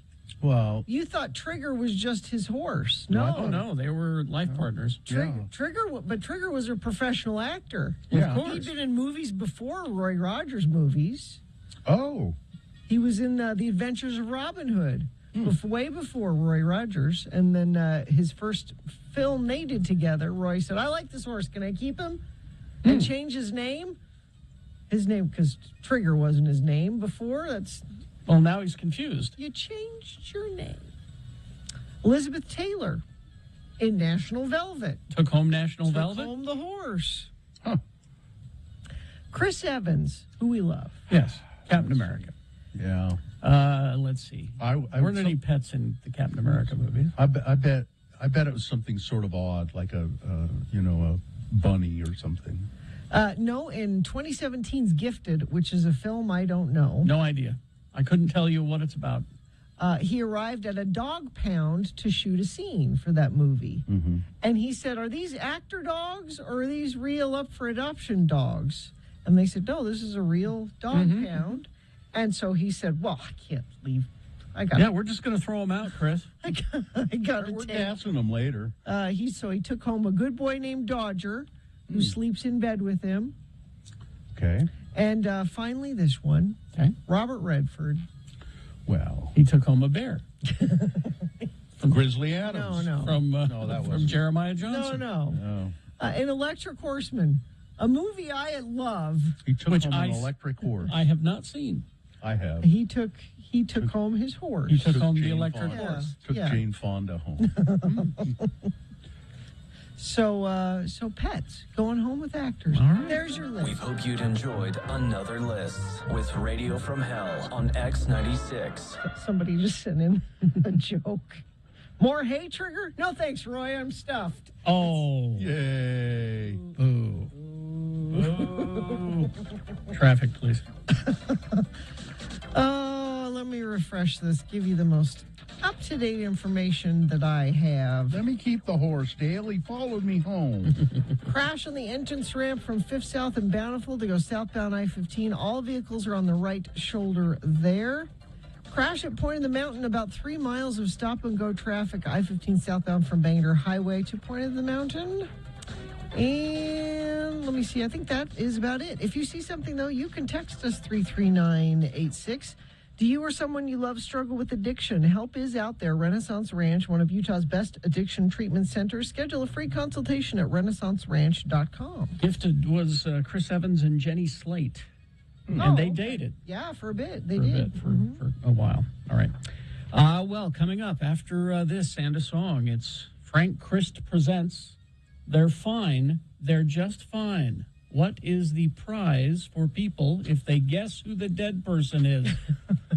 X96 welcomes Bagger Racing Series to Utah Motorsports Campus May 13th through the 14th. 6 high-speed, high-stakes road racing classes, including all-new Cobra AT Unlimited, stunt shows, vendors, and more.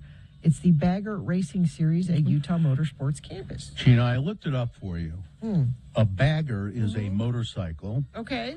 And it's the kind of motorcycle that has a big fairing on it to break the wind and saddlebags, either hard shell saddlebags or soft shell. That makes sense.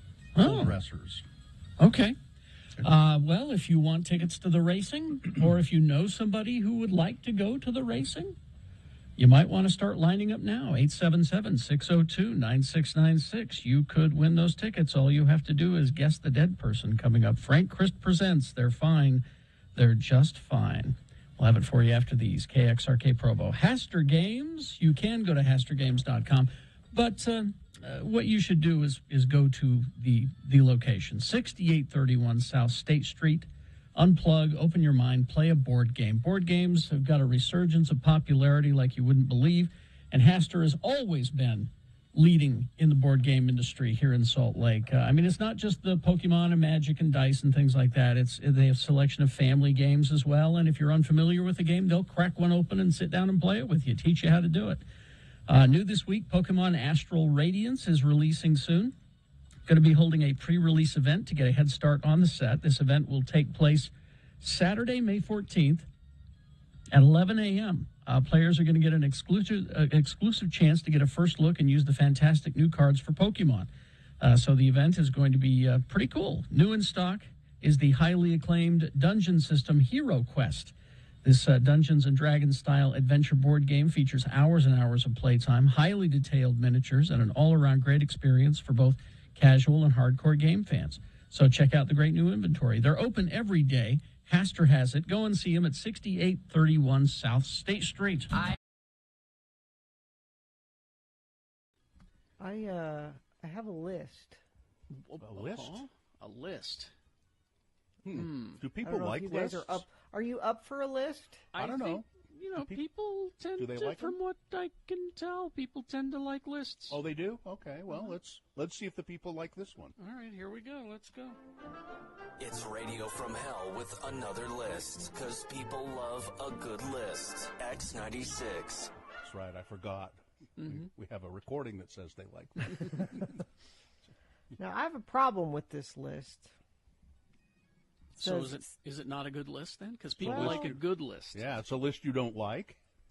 Seeing a shirtless actor in Hollywood isn't all that uncommon. There are some actors who go shirtless way more than others, and a recent study was undertaken to see which stars go shirtless most often in movies. Okay. This group found Was there government funding for this study? Is that there should be. Now they timed it. The Okay. most actual time these actors are shirtless. Shirtless time, okay. So number 10 on the list, Zac Efron with 694 seconds. Mm-hmm. Okay. Number 9, Leonardo DiCaprio. Okay. 724 seconds. Number 8, Colin Farrell. Colin Farrell? Oh, yeah. You think of him being shirtless a lot? As a matter of fact, every morning when I wake up. 730 seconds. Yeah. Number 8, Charlie Hunnam. The Sons of Was Anarchy he guy. shirtless a lot in Sons of Anarchy? A little. It didn't seem like a lot, but. Number 6, Christian Bale. Yeah, that makes sense. Number 5, Michael Fassbender. Yeah. I can't even picture Michael Fassbender's face, let alone his shirtless body. Number 4, Jake Gyllenhaal. Okay. 913. You don't think of him being shirtless a lot. 913 seconds? Yeah. Okay. Number 3, Matthew McConaughey. That one makes sense to me. Well, yeah. He almost always, he has like a shirt hanging off of his finger that he carries over his shoulder. You know what I mean? I didn't think he owned any shirts, but...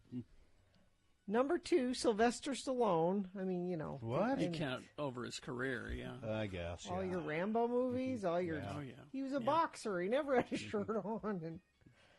And number 1, Daniel Craig. Well, that movie he made about, helping the Jews escape the Nazis, wasn't he shirtless throughout that? Huh? I forget the name of the movie, but I don't know what movie that is. It would have been funnier if I could have named the movie. Oh. But nowhere on this list is the person that should be at least on the list, if not number 1 on the list. Who? Can you think of a movie where Jason Momoa actually wears a shirt ever? That's a point. But we're talking about actors here. Ever.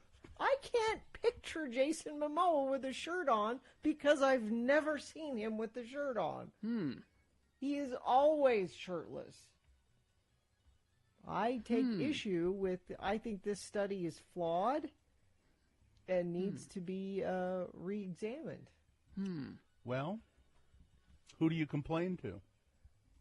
That's your next step. You've got to find out who Hollywood. to write a strongly You've got to figure out who to write a strongly worded letter to. Miss Brandt, get me Hollywood on the phone. Dear I'm not Hollywood, wrong, though. I am not a crackpot. Can you picture Jason Momoa with the shirt on? I bet you can't. I'm not trying. Yes. I'm really. You can? When he's wearing his full uniform as Aquaman at the end. Oh. But other than that, I can't think of a shirt that he owns. No shirt. He's a shirtless actor. Oh, He's now Hollywood's number 1 shirtless actor. Now is Liam, or I mean Daniel Craig, is he shirtless in the Bond movies a lot? Because I don't watch the Bond movies. On the beaches, you know. He takes he's his shirt often off on beaches. at least once. I'm looking at his. I think he was shirtless during comic relief behind the Bond. No. What? Well, I know some of those numbers are padded, though, especially Leonardo DiCaprio's. It's padded because he just narrated a documentary about voting. Yeah. And the entire time he was in the recording booth, he was shirtless, apparently. Shirtless? So it didn't count. You never saw him, but he was. So he's padding those numbers. You don't think of Leonardo DiCaprio as having, the sort of physique that you care about seeing shirtless. No. Oh, and a texter says, what about The Rock? Dwayne Johnson? The Rock. He's shirtless all the time. Oh, yeah, that's right. Casino Royale features him being tortured while nude, and it's quite a long scene, so that's probably how... Yeah, that's probably how he was able to get up there. So, Well, I agree. Whoever wrote in The Rock, So this is a flawed list. I'm sorry I have brought you a flawed list. Yeah, and again, what about Schwarzenegger in the 2 Conan movies? Conan doesn't wear a shirt. Ever. Yeah. No, I don't know. I think they overlooked a lot of things here. I think they just went to the movies they wanted to see. That's all. Yeah. You see the the shirtless men you want to see. That's what we get from this. Okay, well, it is a flawed list, but okay.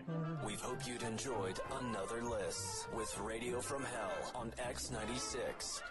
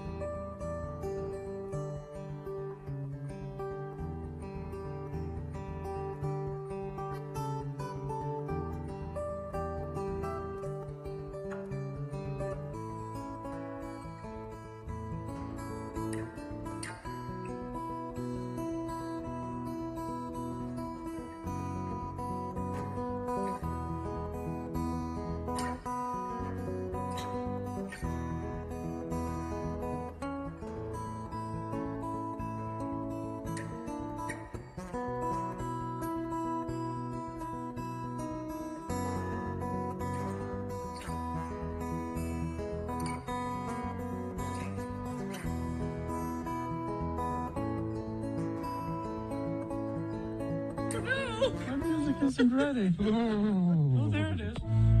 Doesn't it just happen when you walk in a room? Well, usually it does, but sometimes I have a hitch in my get along. It's our Grim Reaper, celebrity Grim Reaper, Frank Christ. He's here to play the game that we lovingly call Frank Christ Presents. They're fine. They're just fine. Frank, before we play the game, I want to clear something up. Yes? I know people, there you are, you're in your black robe, and you're carrying your implement. Yes. Some people refer to it as a sickle, and some people refer to it as a scythe. Mm-hmm. And I think we should just clear this up. It is a scythe. They're not two a sickle. different things, yeah. They are different things. Frank that carries the scythe. Mm-hmm. It is a long-handled implement with a blade on it. That's what I do my reaping with. I don't know what it's called. It gets the job done, though. A sickle is a short-handled cutting Russian flag, right? Yeah, it's on the right. Yes, That's the old very good, Frank. Soviet Union hammer flag. and sickle. Yes, it's on the Russian flag. Very good, Frank. Now we're going to play the game. You know, there are books in the afterlife. I read. There are books. And you have plenty of time to read, don't you? Plus, I have a conversation with Karl Marx every now and then. I see. Now, Frank is here to play the game, and we have a contestant, I believe. What do we? Oh, yes. Your modern technology will choose the contestant. It appears Jeremy. Jeremy? Are you there, Jeremy? Yes, I'm here. Good morning, lords and ladies. Good morning. Hi, Jeremy. And Jeremy is playing for what? We have Bagger Racing Series tickets. It's at Utah Motorsports Campus, May 13th through the 14th. All right, Jeremy, what we're going to do here is read you some names, and you have to tell us, of the four names we read you, which one of them has Frank dragged through the veil to the great beyond, which one is dead. Frank Christ, our celebrity reaper, has gotten only one of these people. The rest of them, Frank, are... They're fine. They're just fine. These, Jeremy, these are members of the band Lynyrd Skynyrd. Oh, jeez. You might recall that there was a tragic plane crash. Oh, Frank yeah. knows it very well. It was a rough night.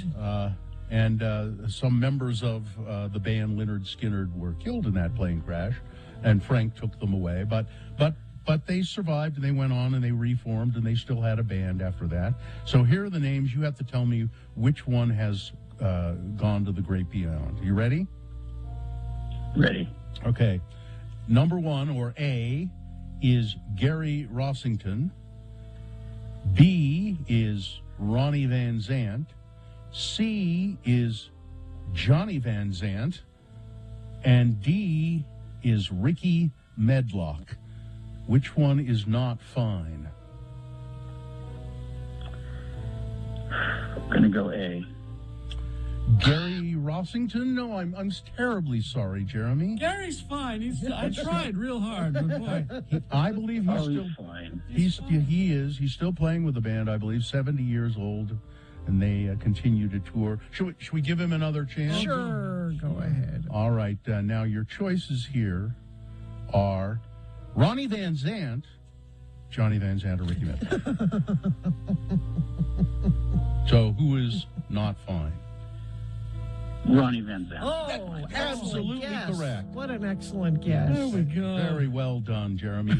He died in the plane crash in 1977. He was only 29, Frank. Only 29. Well, he knew what he did. And but his brother Johnny continued to play with. Not for lack of trying on my part. All right. So, Jeremy, you've won tickets. How's that? That's freaking awesome. It is freaking awesome. Hang on the line. We'll have Katie get the information she needs to get you your Bagger Racing League tickets. Frank, Yes? you could do me a favor. Would you please go look for the other members of Lynyrd Skynyrd? Believe me. I wanted it all in one fell swoop that night. I know you did. Because you know how I feel. What they said about Neil Young. I know. It's so upsetting. But I know. How's Neil, by the way? he's fine. Okay. Daryl Hannah keeps him young. All right. I wish he'd do something about that nose hair, though. Thank you, Frank. We'll see you guys. There he goes with his scythe. Lynyrd Skynyrd. This? Yeah. Black? Black. Surviving members of Lynyrd Skynyrd. I think there were 26 people on that plane, and only 6 people died. Really? Yeah, That's three unusual, of them isn't it? 3 of them were in Lynyrd Skynyrd. Steve Gaines, Ronnie Van Zant, and Steve Gaines' sister, who was a backup singer, sang backup. There was a Van Zant in 38 Special, isn't there? Are they related? Yeah, Johnny. Yeah. It was Johnny Van Zant. Johnny was in 38 Special. I'm pretty sure. All right. Yeah. Well, we will take a break. We'll be back with Big Boy News and Opinioendo. Stand by for that. Stockton 12 Honda. There's a reason Stockton 12 Honda has been around for as long as they have, because they give people what they want in a car buying experience. Their promise is at Stockton 12 Honda, they're going to help you get a car at the best possible price, and they're going to take the hassle out of car buying. Stockton 12 Honda has a lot of inventory right now. They have new and used inventory. Now, if you don't see the car you want, let's say you want to buy a used car at Stockton 12, they'll help you try and find it. They'll shop around for you and help you try and find the car that you want. Stockton 12 customers never have to go anywhere else. It's just a one-stop shop for everything having to do with cars and car repair and maintenance. Their service department at Stockton 12 Honda is just excellent. So I've dealt with them several times. I take my car there for service. Stockton 12 Honda, they're in the Southdown Auto Mall in Sandy on Auto Mall Drive. Stockton 12 Honda. Real Alternative is back. X9.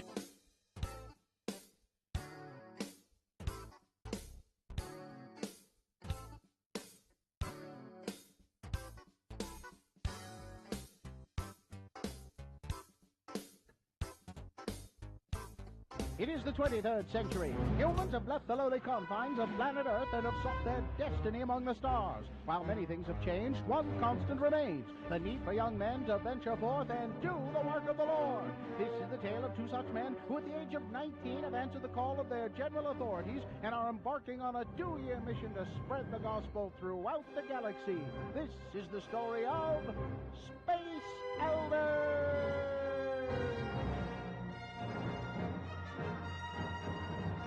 In this episode, we find an old adversary of Butch and Lehigh planning their demise. So, bounty hunter, you will bring me Christiansen? Jabba the Hutt was very fond of his rank. He paid me more for a complete set of missionaries. Christiansen made me look weak in front of the Emperor. Only by turning Christiansen to the dark side will I be able to regain my place by the Emperor's side. Sell him to that slug, Jabba. I have arranged to have the elders meet you on Bespin. There you can ambush them without anyone noticing. If these elders bested you and the Emperor, how do you expect me to transport them back to you? I prefer my elders frozen. There is a carbonite facility on Cloud City. That should make transporting them simple. Have my credits ready. I'll be right back. Here we are, Butch. Cloud City. It sure looks like the holograms they showed us in school. I don't know, Lehigh. I always get nervous when I stand on a city that's floating miles above the surface. Are you sure this is the right place? Zone Leader Hanson said that we're supposed to meet someone here named Lando Calrissian, right here on Bespin. Well, church records on this Calrissian fellow show him to be a gambler, smuggler, womanizer, and a penny stock manipulator. Are you sure this is the guy? Well, maybe he's ready to turn over a new leaf. Oh, I think that's him right there. Hi, and welcome to Cloud City. I'm Lando Calrissian. I run the mining operation here on Bespin. Could I offer you a beverage? Perhaps some malt? I love a malt. Liquor?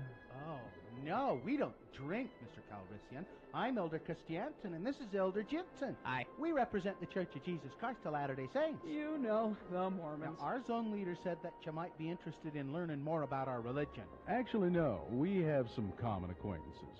I've made a deal with the Empire. Well, they'll leave me alone if I introduce you to this guy over here. Elders, this is Boba Fett. Boba Fett, Elders Christiansen and Jensen there. Gotta go now. Got a city to run. Bye-bye. Well, Mr. Fett was up. Well, hi, I'm... Hey, I'm all tied up. Cool toy. I need to get me one of those. We could convert more people if we could just tie them up first. Now, Butch, I don't think we would be allowed to hog-tie prospective converts. Excuse me, Mr. Fett, could you untie me now? One down, one to go. Don't push my companion in that hole! Whoa! What have you done to my companion? Is Butch dead? No, he wouldn't be worth much to me dead. Jabba wants to see him die in person. Your companion is frozen in carbonite. Now, if you would be so kind as to throw yourself down in there, we can get on with this. You're going to take us both back to Jabba's palace? No, you have an appointment with Darth Vader and the Emperor. Cousin Darth? Oh, my. Hey, get over here. Sorry about this, Butch, but I need you to do something for me. Don't push me. Ah! Oh, I guess you weighed more than I thought in this thing, Butch. I'm sorry, Mr. Fat. I hope my companion, who's now frozen in carbonite, wasn't too heavy. Oh, geez, what do I got to do now? I better go for some help. Never leave your companion, Lehigh. Mr. Kenobi? It is the first rule. You must never leave your companion. Obi-Wan, come back. I need some help. Oh, well, I guess I can put you on my luggage rack like this, Butch. Come on, let's go. Will Butch be able to serve out the rest of his mission frozen in carbonite? Can Lehigh really find a big microwave to defrost him in? Will Darth Vader ever get his revenge and once again become the Emperor's favorite lapdog? And where does Boba Fett get all those neat gizmos? Tune in next time to hear Butch say... on the next mind-numbing episode of Space Elders!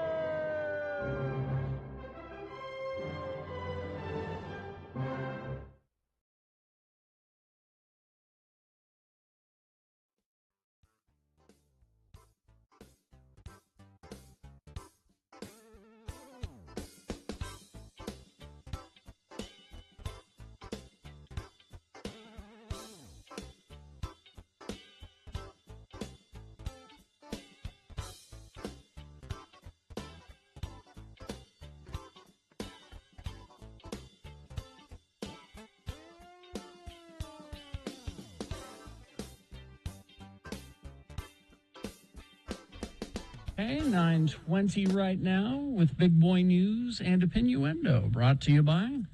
This coming Saturday and Sunday, Utah Motorsports Campus, it's the Drag Specialties Battle of the Baggers, presented by Custom Dynamics, featuring adrenaline-pumping Harley-Davidson V-twin baggers, street glide, and road glide racing. Get tickets now at baggerracingleague.com.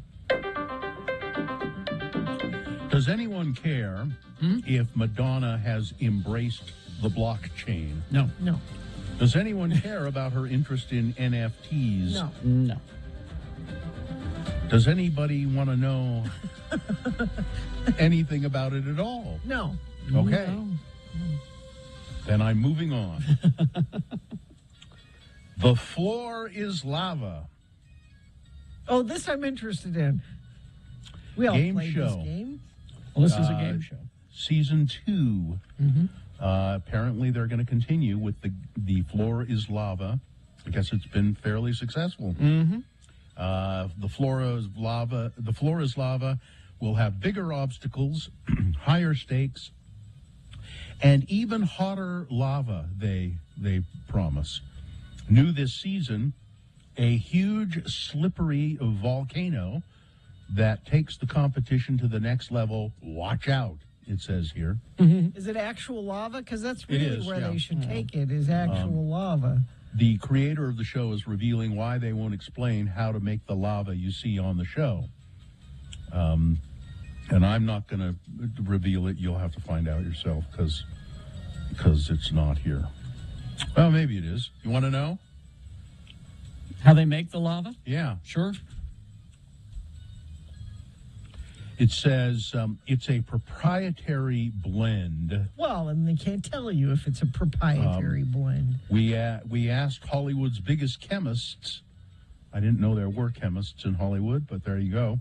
And this slimy, goopy substance that they came up with is our lava. We did a ton of research about what lava looks like and how it moves and how it glows.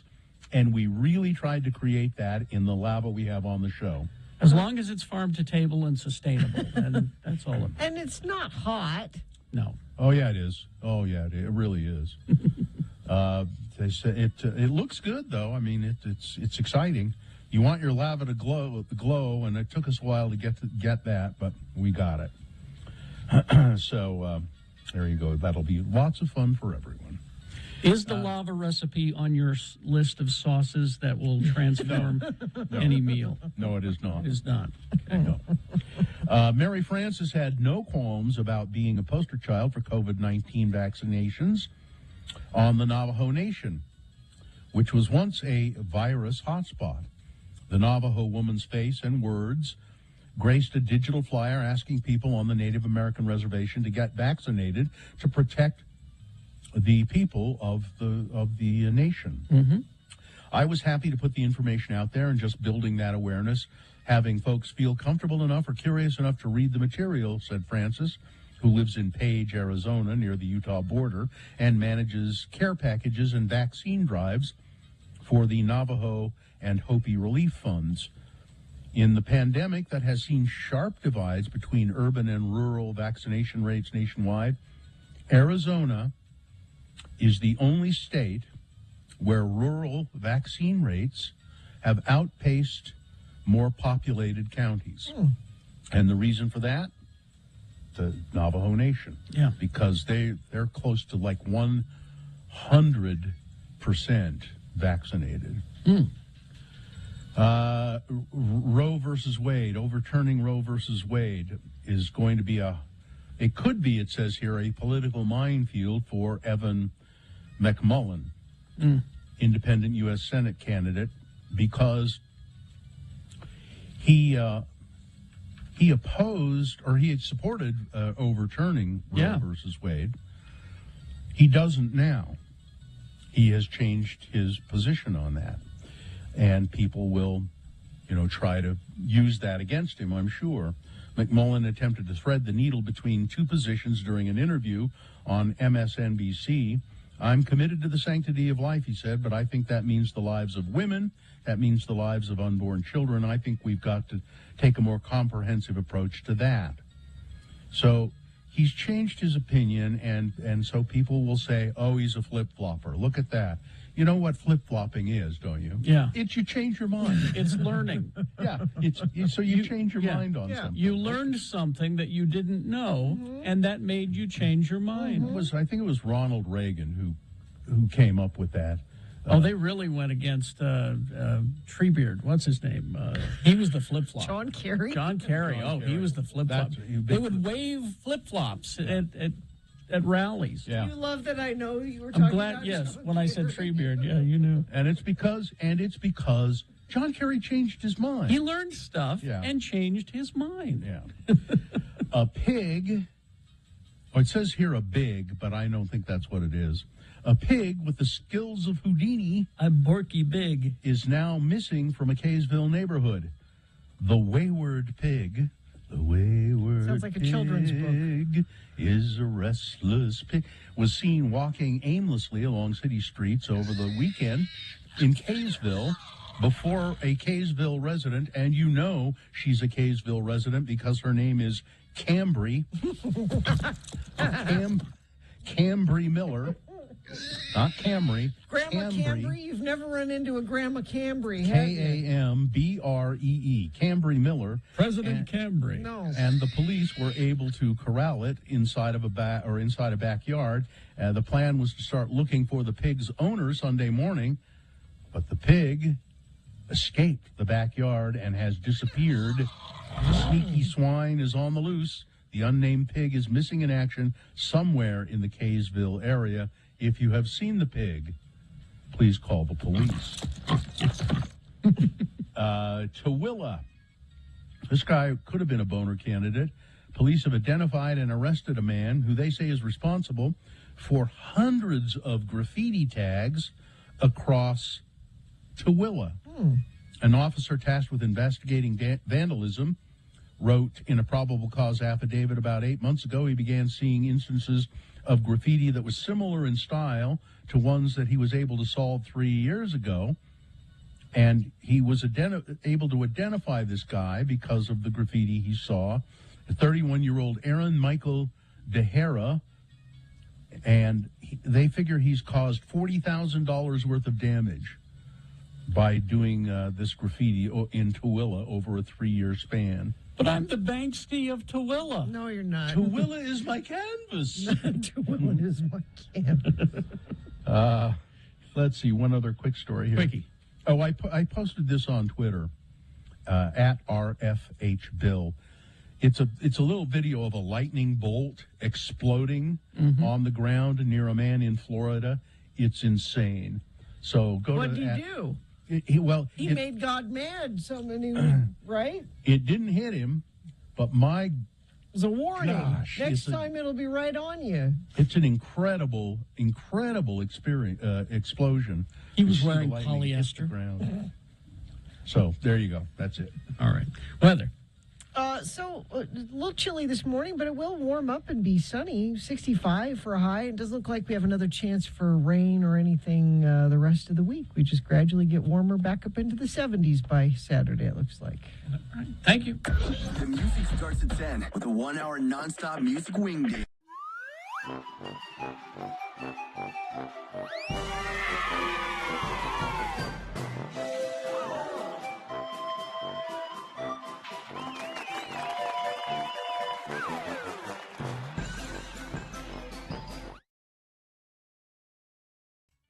You want a list? It's Radio from Hell with another list, because people love a good list. X96. You know, I don't really screen these very well. Uh-oh. You've got into it and have changed your mind. No, I don't know. I haven't really looked at it that closely. I'm just warning you. This could be bad. It says, here are 16 celebrities who were discovered in wild, unusual ways. Man, that's Now, let's see how wild this really is. This is wild. First one they mention is Vin Diesel. When he was 7 years old, a play director caught him and his friends breaking into a theater. Instead of getting him into trouble, she cast them in the upcoming play. And Vin Diesel went on to become a really bad actor. Vin Diesel. That's a good story. Is it? I guess it. Okay. Number 2, music manager Scooter Braun. Ooh, he's a jerk. Is he? Yes. Yeah.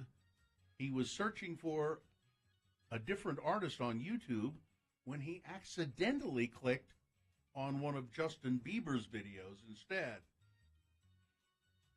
And thereby discovered Justin Bieber. And there you go. That's not that wild.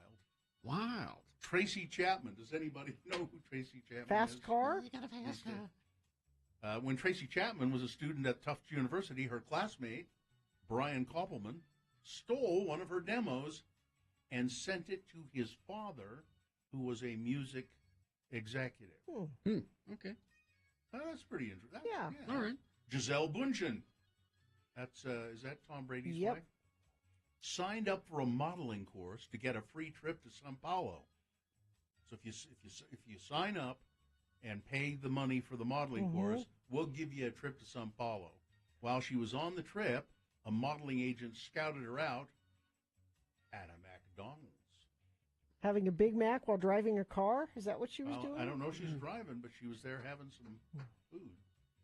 Rosario Dawson. Haven't you wondered how Rosario Dawson was ever Because the discovered? Giselle one is, she was a model. She's pretty. Yeah. She was discovered because she's pretty. Yeah. Okay, Rosario Dawson. When a commercial was shooting outside of her apartment, 15-year-old Rosario Dawson sat on the front porch until a director and a screenwriter saw her sitting there and said, hey, you want to be in a movie?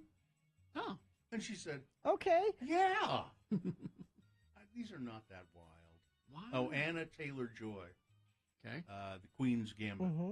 She was playing chess in the park. No? She was scouted as a model on the street while she was walking her dog. Somebody said, you have an unusual but very attractive look.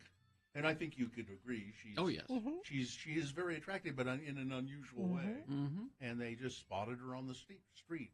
Pamela Anderson was at a BC Lions football game, British Columbia, a Canadian football game. A camera operator pointed the camera at her, just as they do with people in the stands, and broadcast her image onto the jumbotron. And, Who's that? And everybody went, wow. And she became a local celebrity and then got to work with Tim Allen. She was a St. Pauli girl as well. Oh, was she? At one time, yeah. One of those people that promote beer. Mandy Moore. No, that's not an interesting one at all. and who cares about Mandy Moore? Nick Jonas's mom took him to the hair salon where somebody overheard him singing at the hair salon. Why is he singing at the hair salon? Just to entertain them. We couldn't afford to pay for my haircut, so Sing for your haircut. sang for it. Jason Statham was selling fake jewelry on the streets of London. Really? Yeah, and somebody, a modeling agent or somebody, saw him and said, you have a unique look. I know a guy named Guy Ritchie. He might want to put you in his movie. And the first role he played was somebody selling jewelry on the black market. You see this watch? Casio. Marilyn Monroe, working as an aircraft factory. She was working in an aircraft factory when a touring Army photographer took her picture and then went, hubba, hubba. That was his exact words. He said hubba, hubba? It was back when they said hubba, hubba. Oh. Hubba, hubba. I'm going to try and bring that No, back. don't. Hubba, hubba back. I wish you wouldn't. Hubba, hubba. So she started working as a model right away. These are really marginally interesting. Yeah, I'd say, yeah. We hope you'd enjoyed another list with Radio from Hell on X96.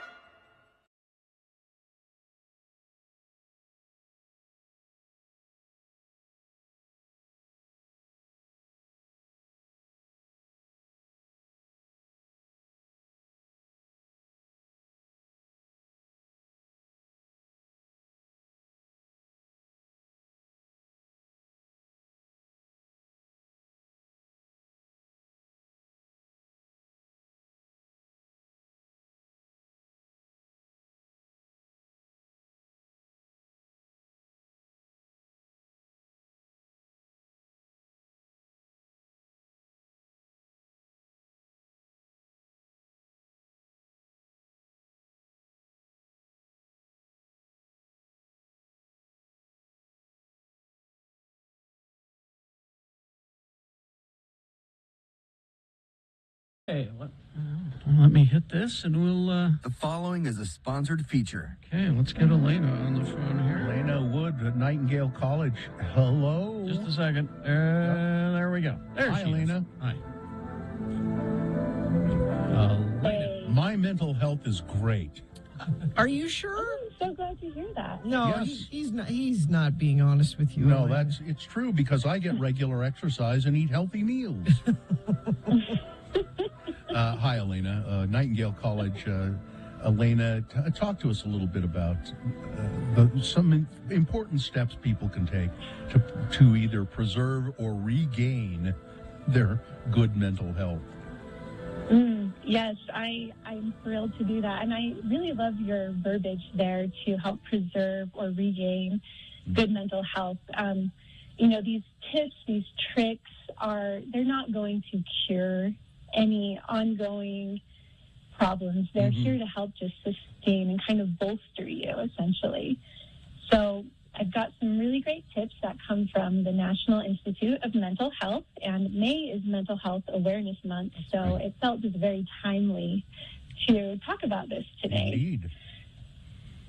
So you've already mentioned two of the tips, which are to get regular exercise. Moving your body helps boost your mood. It helps to give you endorphins. Lots of really feel-good hormones can come from movement.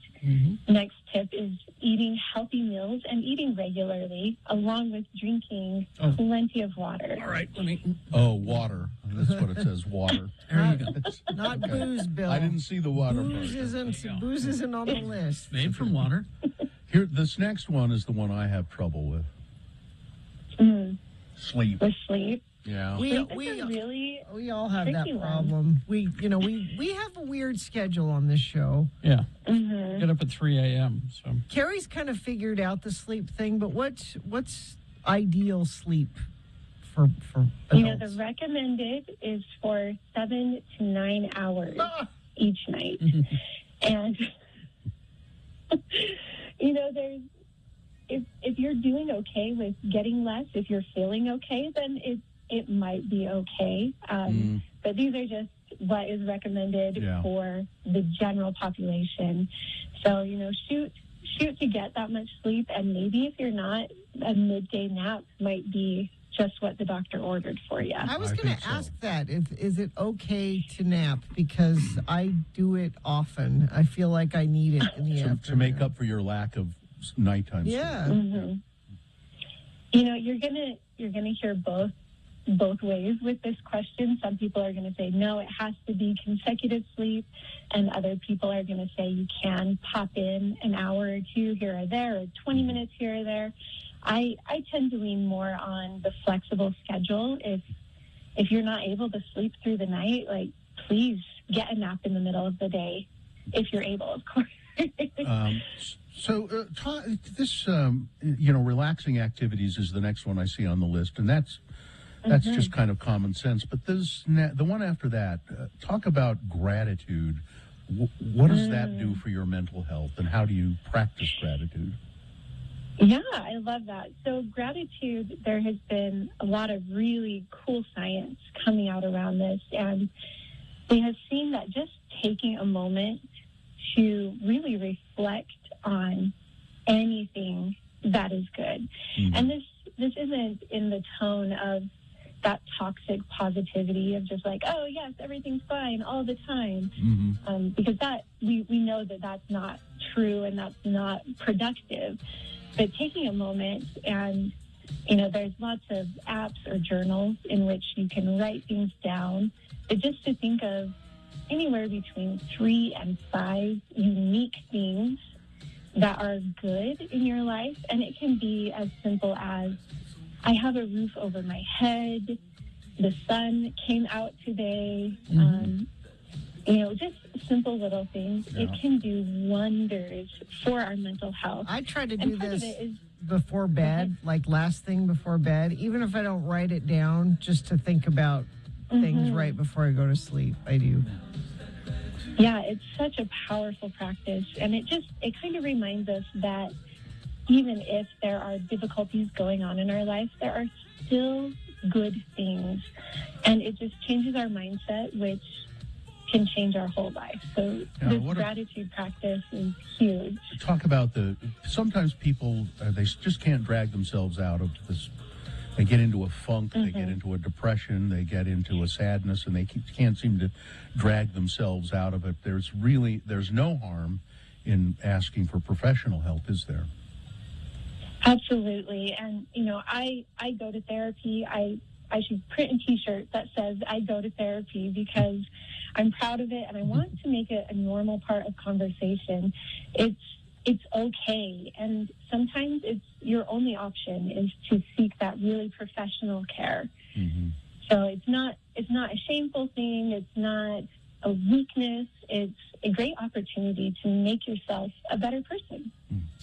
And then, of course, there is suicide prevention lifeline, hotline, if you will.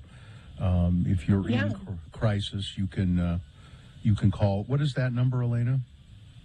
Yeah. So, excuse me. The number is 1-800-273-8255. And what is this text line? What's that? So this is just another really great tool. If you are in a state where talking doesn't even feel accessible, you can text the crisis line. Just text the word hello to 741-741. Okay. It's easy to remember. Elena, we're out of time, but Nightingale College has information on this as well, I would assume? Yes, they do. You can find more information on this as well as Nightingale College's great programs at nightingale.edu. All right. Thank you. Thank you very much. Yeah, thanks for taking the time today. All right, we'll talk to you later. Thank you. All right. We'll take a break. We will be back. Wendy's for breakfast. I think you still have time. I think it's 10:30 is when they stop serving breakfast at Wendy's, so you still have time. You're participating Wendy's. U.S. Wendy's hot honey chicken biscuit is available only during breakfast hours, and that's what this is all about. Delicious. They serve it for breakfast on the hot honey chicken biscuit, on that warm buttermilk biscuit that Wendy's is known for with their breakfast. But you can get it the rest of the day as a sandwich. Now, it's the same thing. It's just served on a biscuit for breakfast, and that's what I prefer. But you got the hot honey sauce. This is a sweet heat. It's just delicious. They drizzle that over your signature spicy chicken filet, and you can choose the 3 different ways, however you'd like that prepared. They'll tell you about it when you get to the drive-thru. A healthy portion of savory applewood smoked bacon, and then they throw on the melty pepper jack, and then they top that off with a stack of tangy, crunchy dill chips. So you get the sweet, the spicy, the crispy, and the tangy. And if you get it for breakfast, you get it served on that warm buttermilk biscuit. It is the Wendy's hot honey chicken sandwich. Hit the drive-thru. I was thinking today how much just this moment of one of our interns, the organized intern, Sarah, and I was thinking, I wonder how much it would cost me to hire her. For what? As my personal assistant. Here we go. What? You need a personal assistant. Sure, I'd love one. I would love one. I think a personal assistant would do a lot of good things for me. Like what? Do you have dry cleaning that needs picking up? Yes. You have a hard time getting around to picking up your dry cleaning? Sometimes. As a matter of fact, I do. I have any number of organizing things that need to be done all the time. I need, it would be very nice to have somebody to post a bunch of social media stuff for me, at my direction, but actually do the work of it. It would be very nice to have somebody I could call up and say, I don't have time to go to the grocery store. I'm forwarding you my list. Please send it. Please do it. See, she's not, you know what I mean. There's any number of things. You want to go to the store for Bill? And she would love to do it. She's nodding right now. But A, I don't know as I could really afford her. And B, I like her, and so I'm not sure that I want her to be on the receiving end of me saying, What do you mean you didn't? Yeah. Things like that. You would end up yelling at her. Well, we have to break here, but speaking as someone who has an assistant, What do you need an assistant for? Here we go. I feel bad having her do things. That's what I'm saying. And so I'm not utilizing her enough. You pay her? I do. Then don't feel bad. Yeah. That unless she's the sort of person who goes, okay, I'll get right on that. Mr. Jackson. Yes, I if it's that sort of thing, then I need a different assistant. So see, Sarah would go, that's right.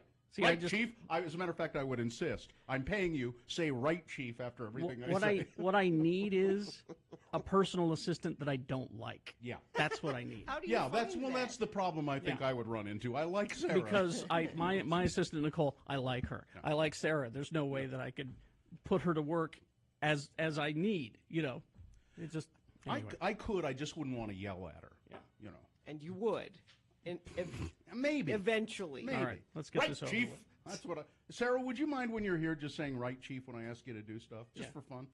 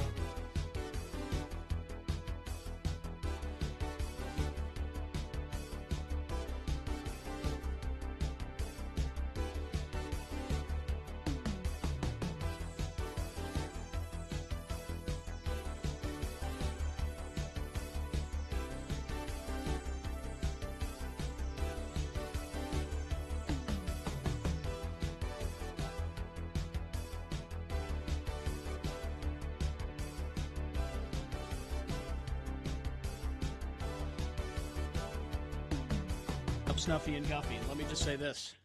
What has happened, let me look at the camera. What has happened to Snuffy and Guffy is a tragedy, all right? They're still on, aren't it's they? It's a crime, what is happening. You know when they recast Bo and Luke Duke on the Dukes of Hazzard? Same thing. It's exactly that. It's exactly that. I actually heard one.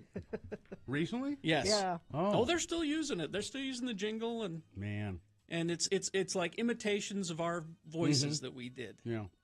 It's a crime. You only would have heard it if you listened to the Cocteau Twins. It's a crime. What is happening with Snuffy and Guffy? Man. All right. Well, is it time to do the news? You can't do that. I was never clear which one I was. You were? You're Guffy. Guffy. Carrie, Bill, Snuffy, Guffy. It's easy to remember. So I was Guffy? Yeah. Okay.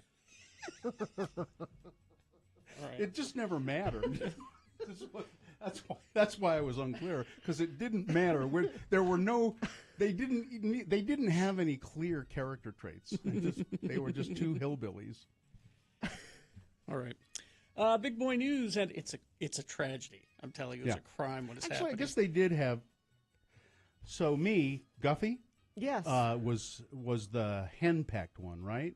Wasn't I always the henpecked one in the commercials? That was one of his. Well, my wife says I can't. Exactly. I've got to go to Smith & Edwards and get myself a new belt. My pants keep falling off. I'm looking to see. Oh. What? You have Do some? we run some Smith & Edwards I was in one of wondering our if stations? our country station had that. But No. Nope. Well, they're just 17 seconds, so I doubt they have the characters on them. There's always something going on at Smith & Edwards. Oh, that's just Pete. Well, Pete would hate that I just said that. That's just Pete. You outed him, You outed the character. Yeah. All right. Big boy news and Opinioendo now, brought to you by Smith & Edwards. The Country Boy Store. Why not? They got everything you want if they can find it. Send them a bill. We ought to send them a bill, and they'll pay us in Army surplus. That's right, Snuffy. I'm telling you right now, you listen to those ads. It is a crime what is happening. Let's see if I can get. I done nuts there for a minute, didn't I? Edge! I'm telling you, Edge!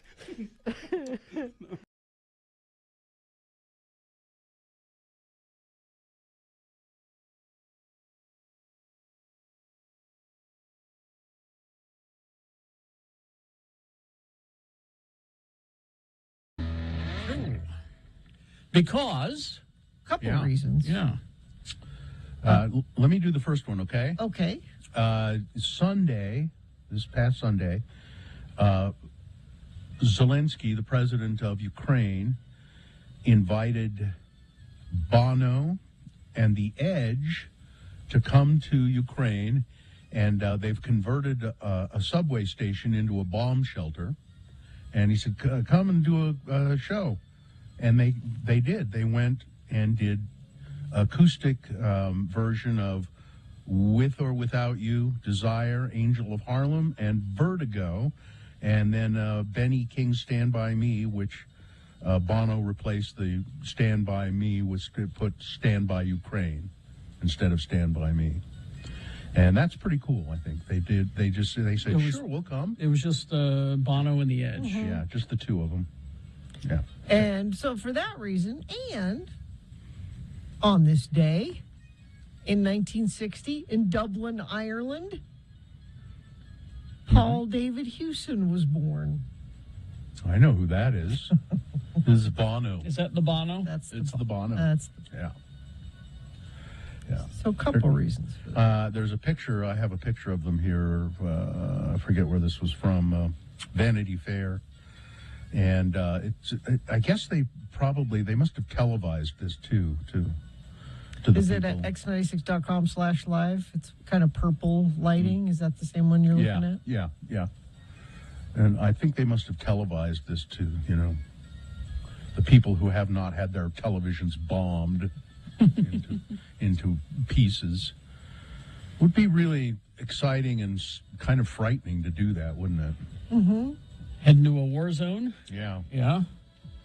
I wouldn't want to. I think, I don't know. If Ukraine invited me to come, I'd do it. I don't know why they would, though. We got to get Bill Allred out here. Yeah, Utah's don't they most know who trusted I am? newsman. We got to get Bill him out here. Allred. Hello. This is Ukraine. We calling. I'll be right there, Ukraine. Thank you. Come to subway station. Yeah. Are you paying my airfare? Well, I don't know. But we'd like you to come. Everyone welcome. Okay. Anyway. They're not going to Russia. They're not playing in Red Square. No, why would they? Well, no, I wonder if Vladimir Putin looks at any of that and goes, well, all the famous people, all the rock stars, all the world leaders, No, it's fine. We have Kid Rock. We have Ted Nugent. I think Carlson. I think Putin only likes that kind of Balkan music, with balalaikas and You think? Yeah. That's for some reason that's what I picture him liking. People like relaxing in the evening, That's what he listens to? Yeah. Not some sort of Russian opera dirge or something like that? No, he has that and people doing that Russian dance, where they're Here, let me see if I can find some of that. Yeah. What Vlad listens to in the evenings. Music. Let's see. Here we go. Let's try this. Let me see. Hang on.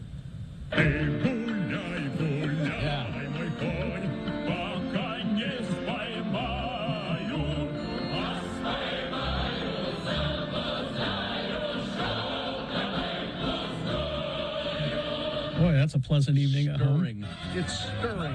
Or is this what you were thinking of? Yeah, that. And this is the one I had in mind. Here we go. Everybody.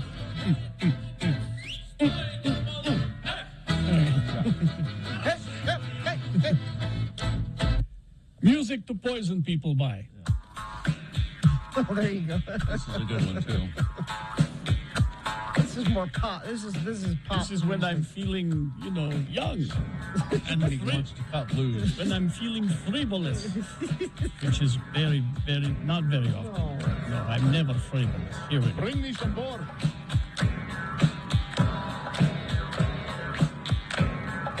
There we go. Gonna kick in, I swear.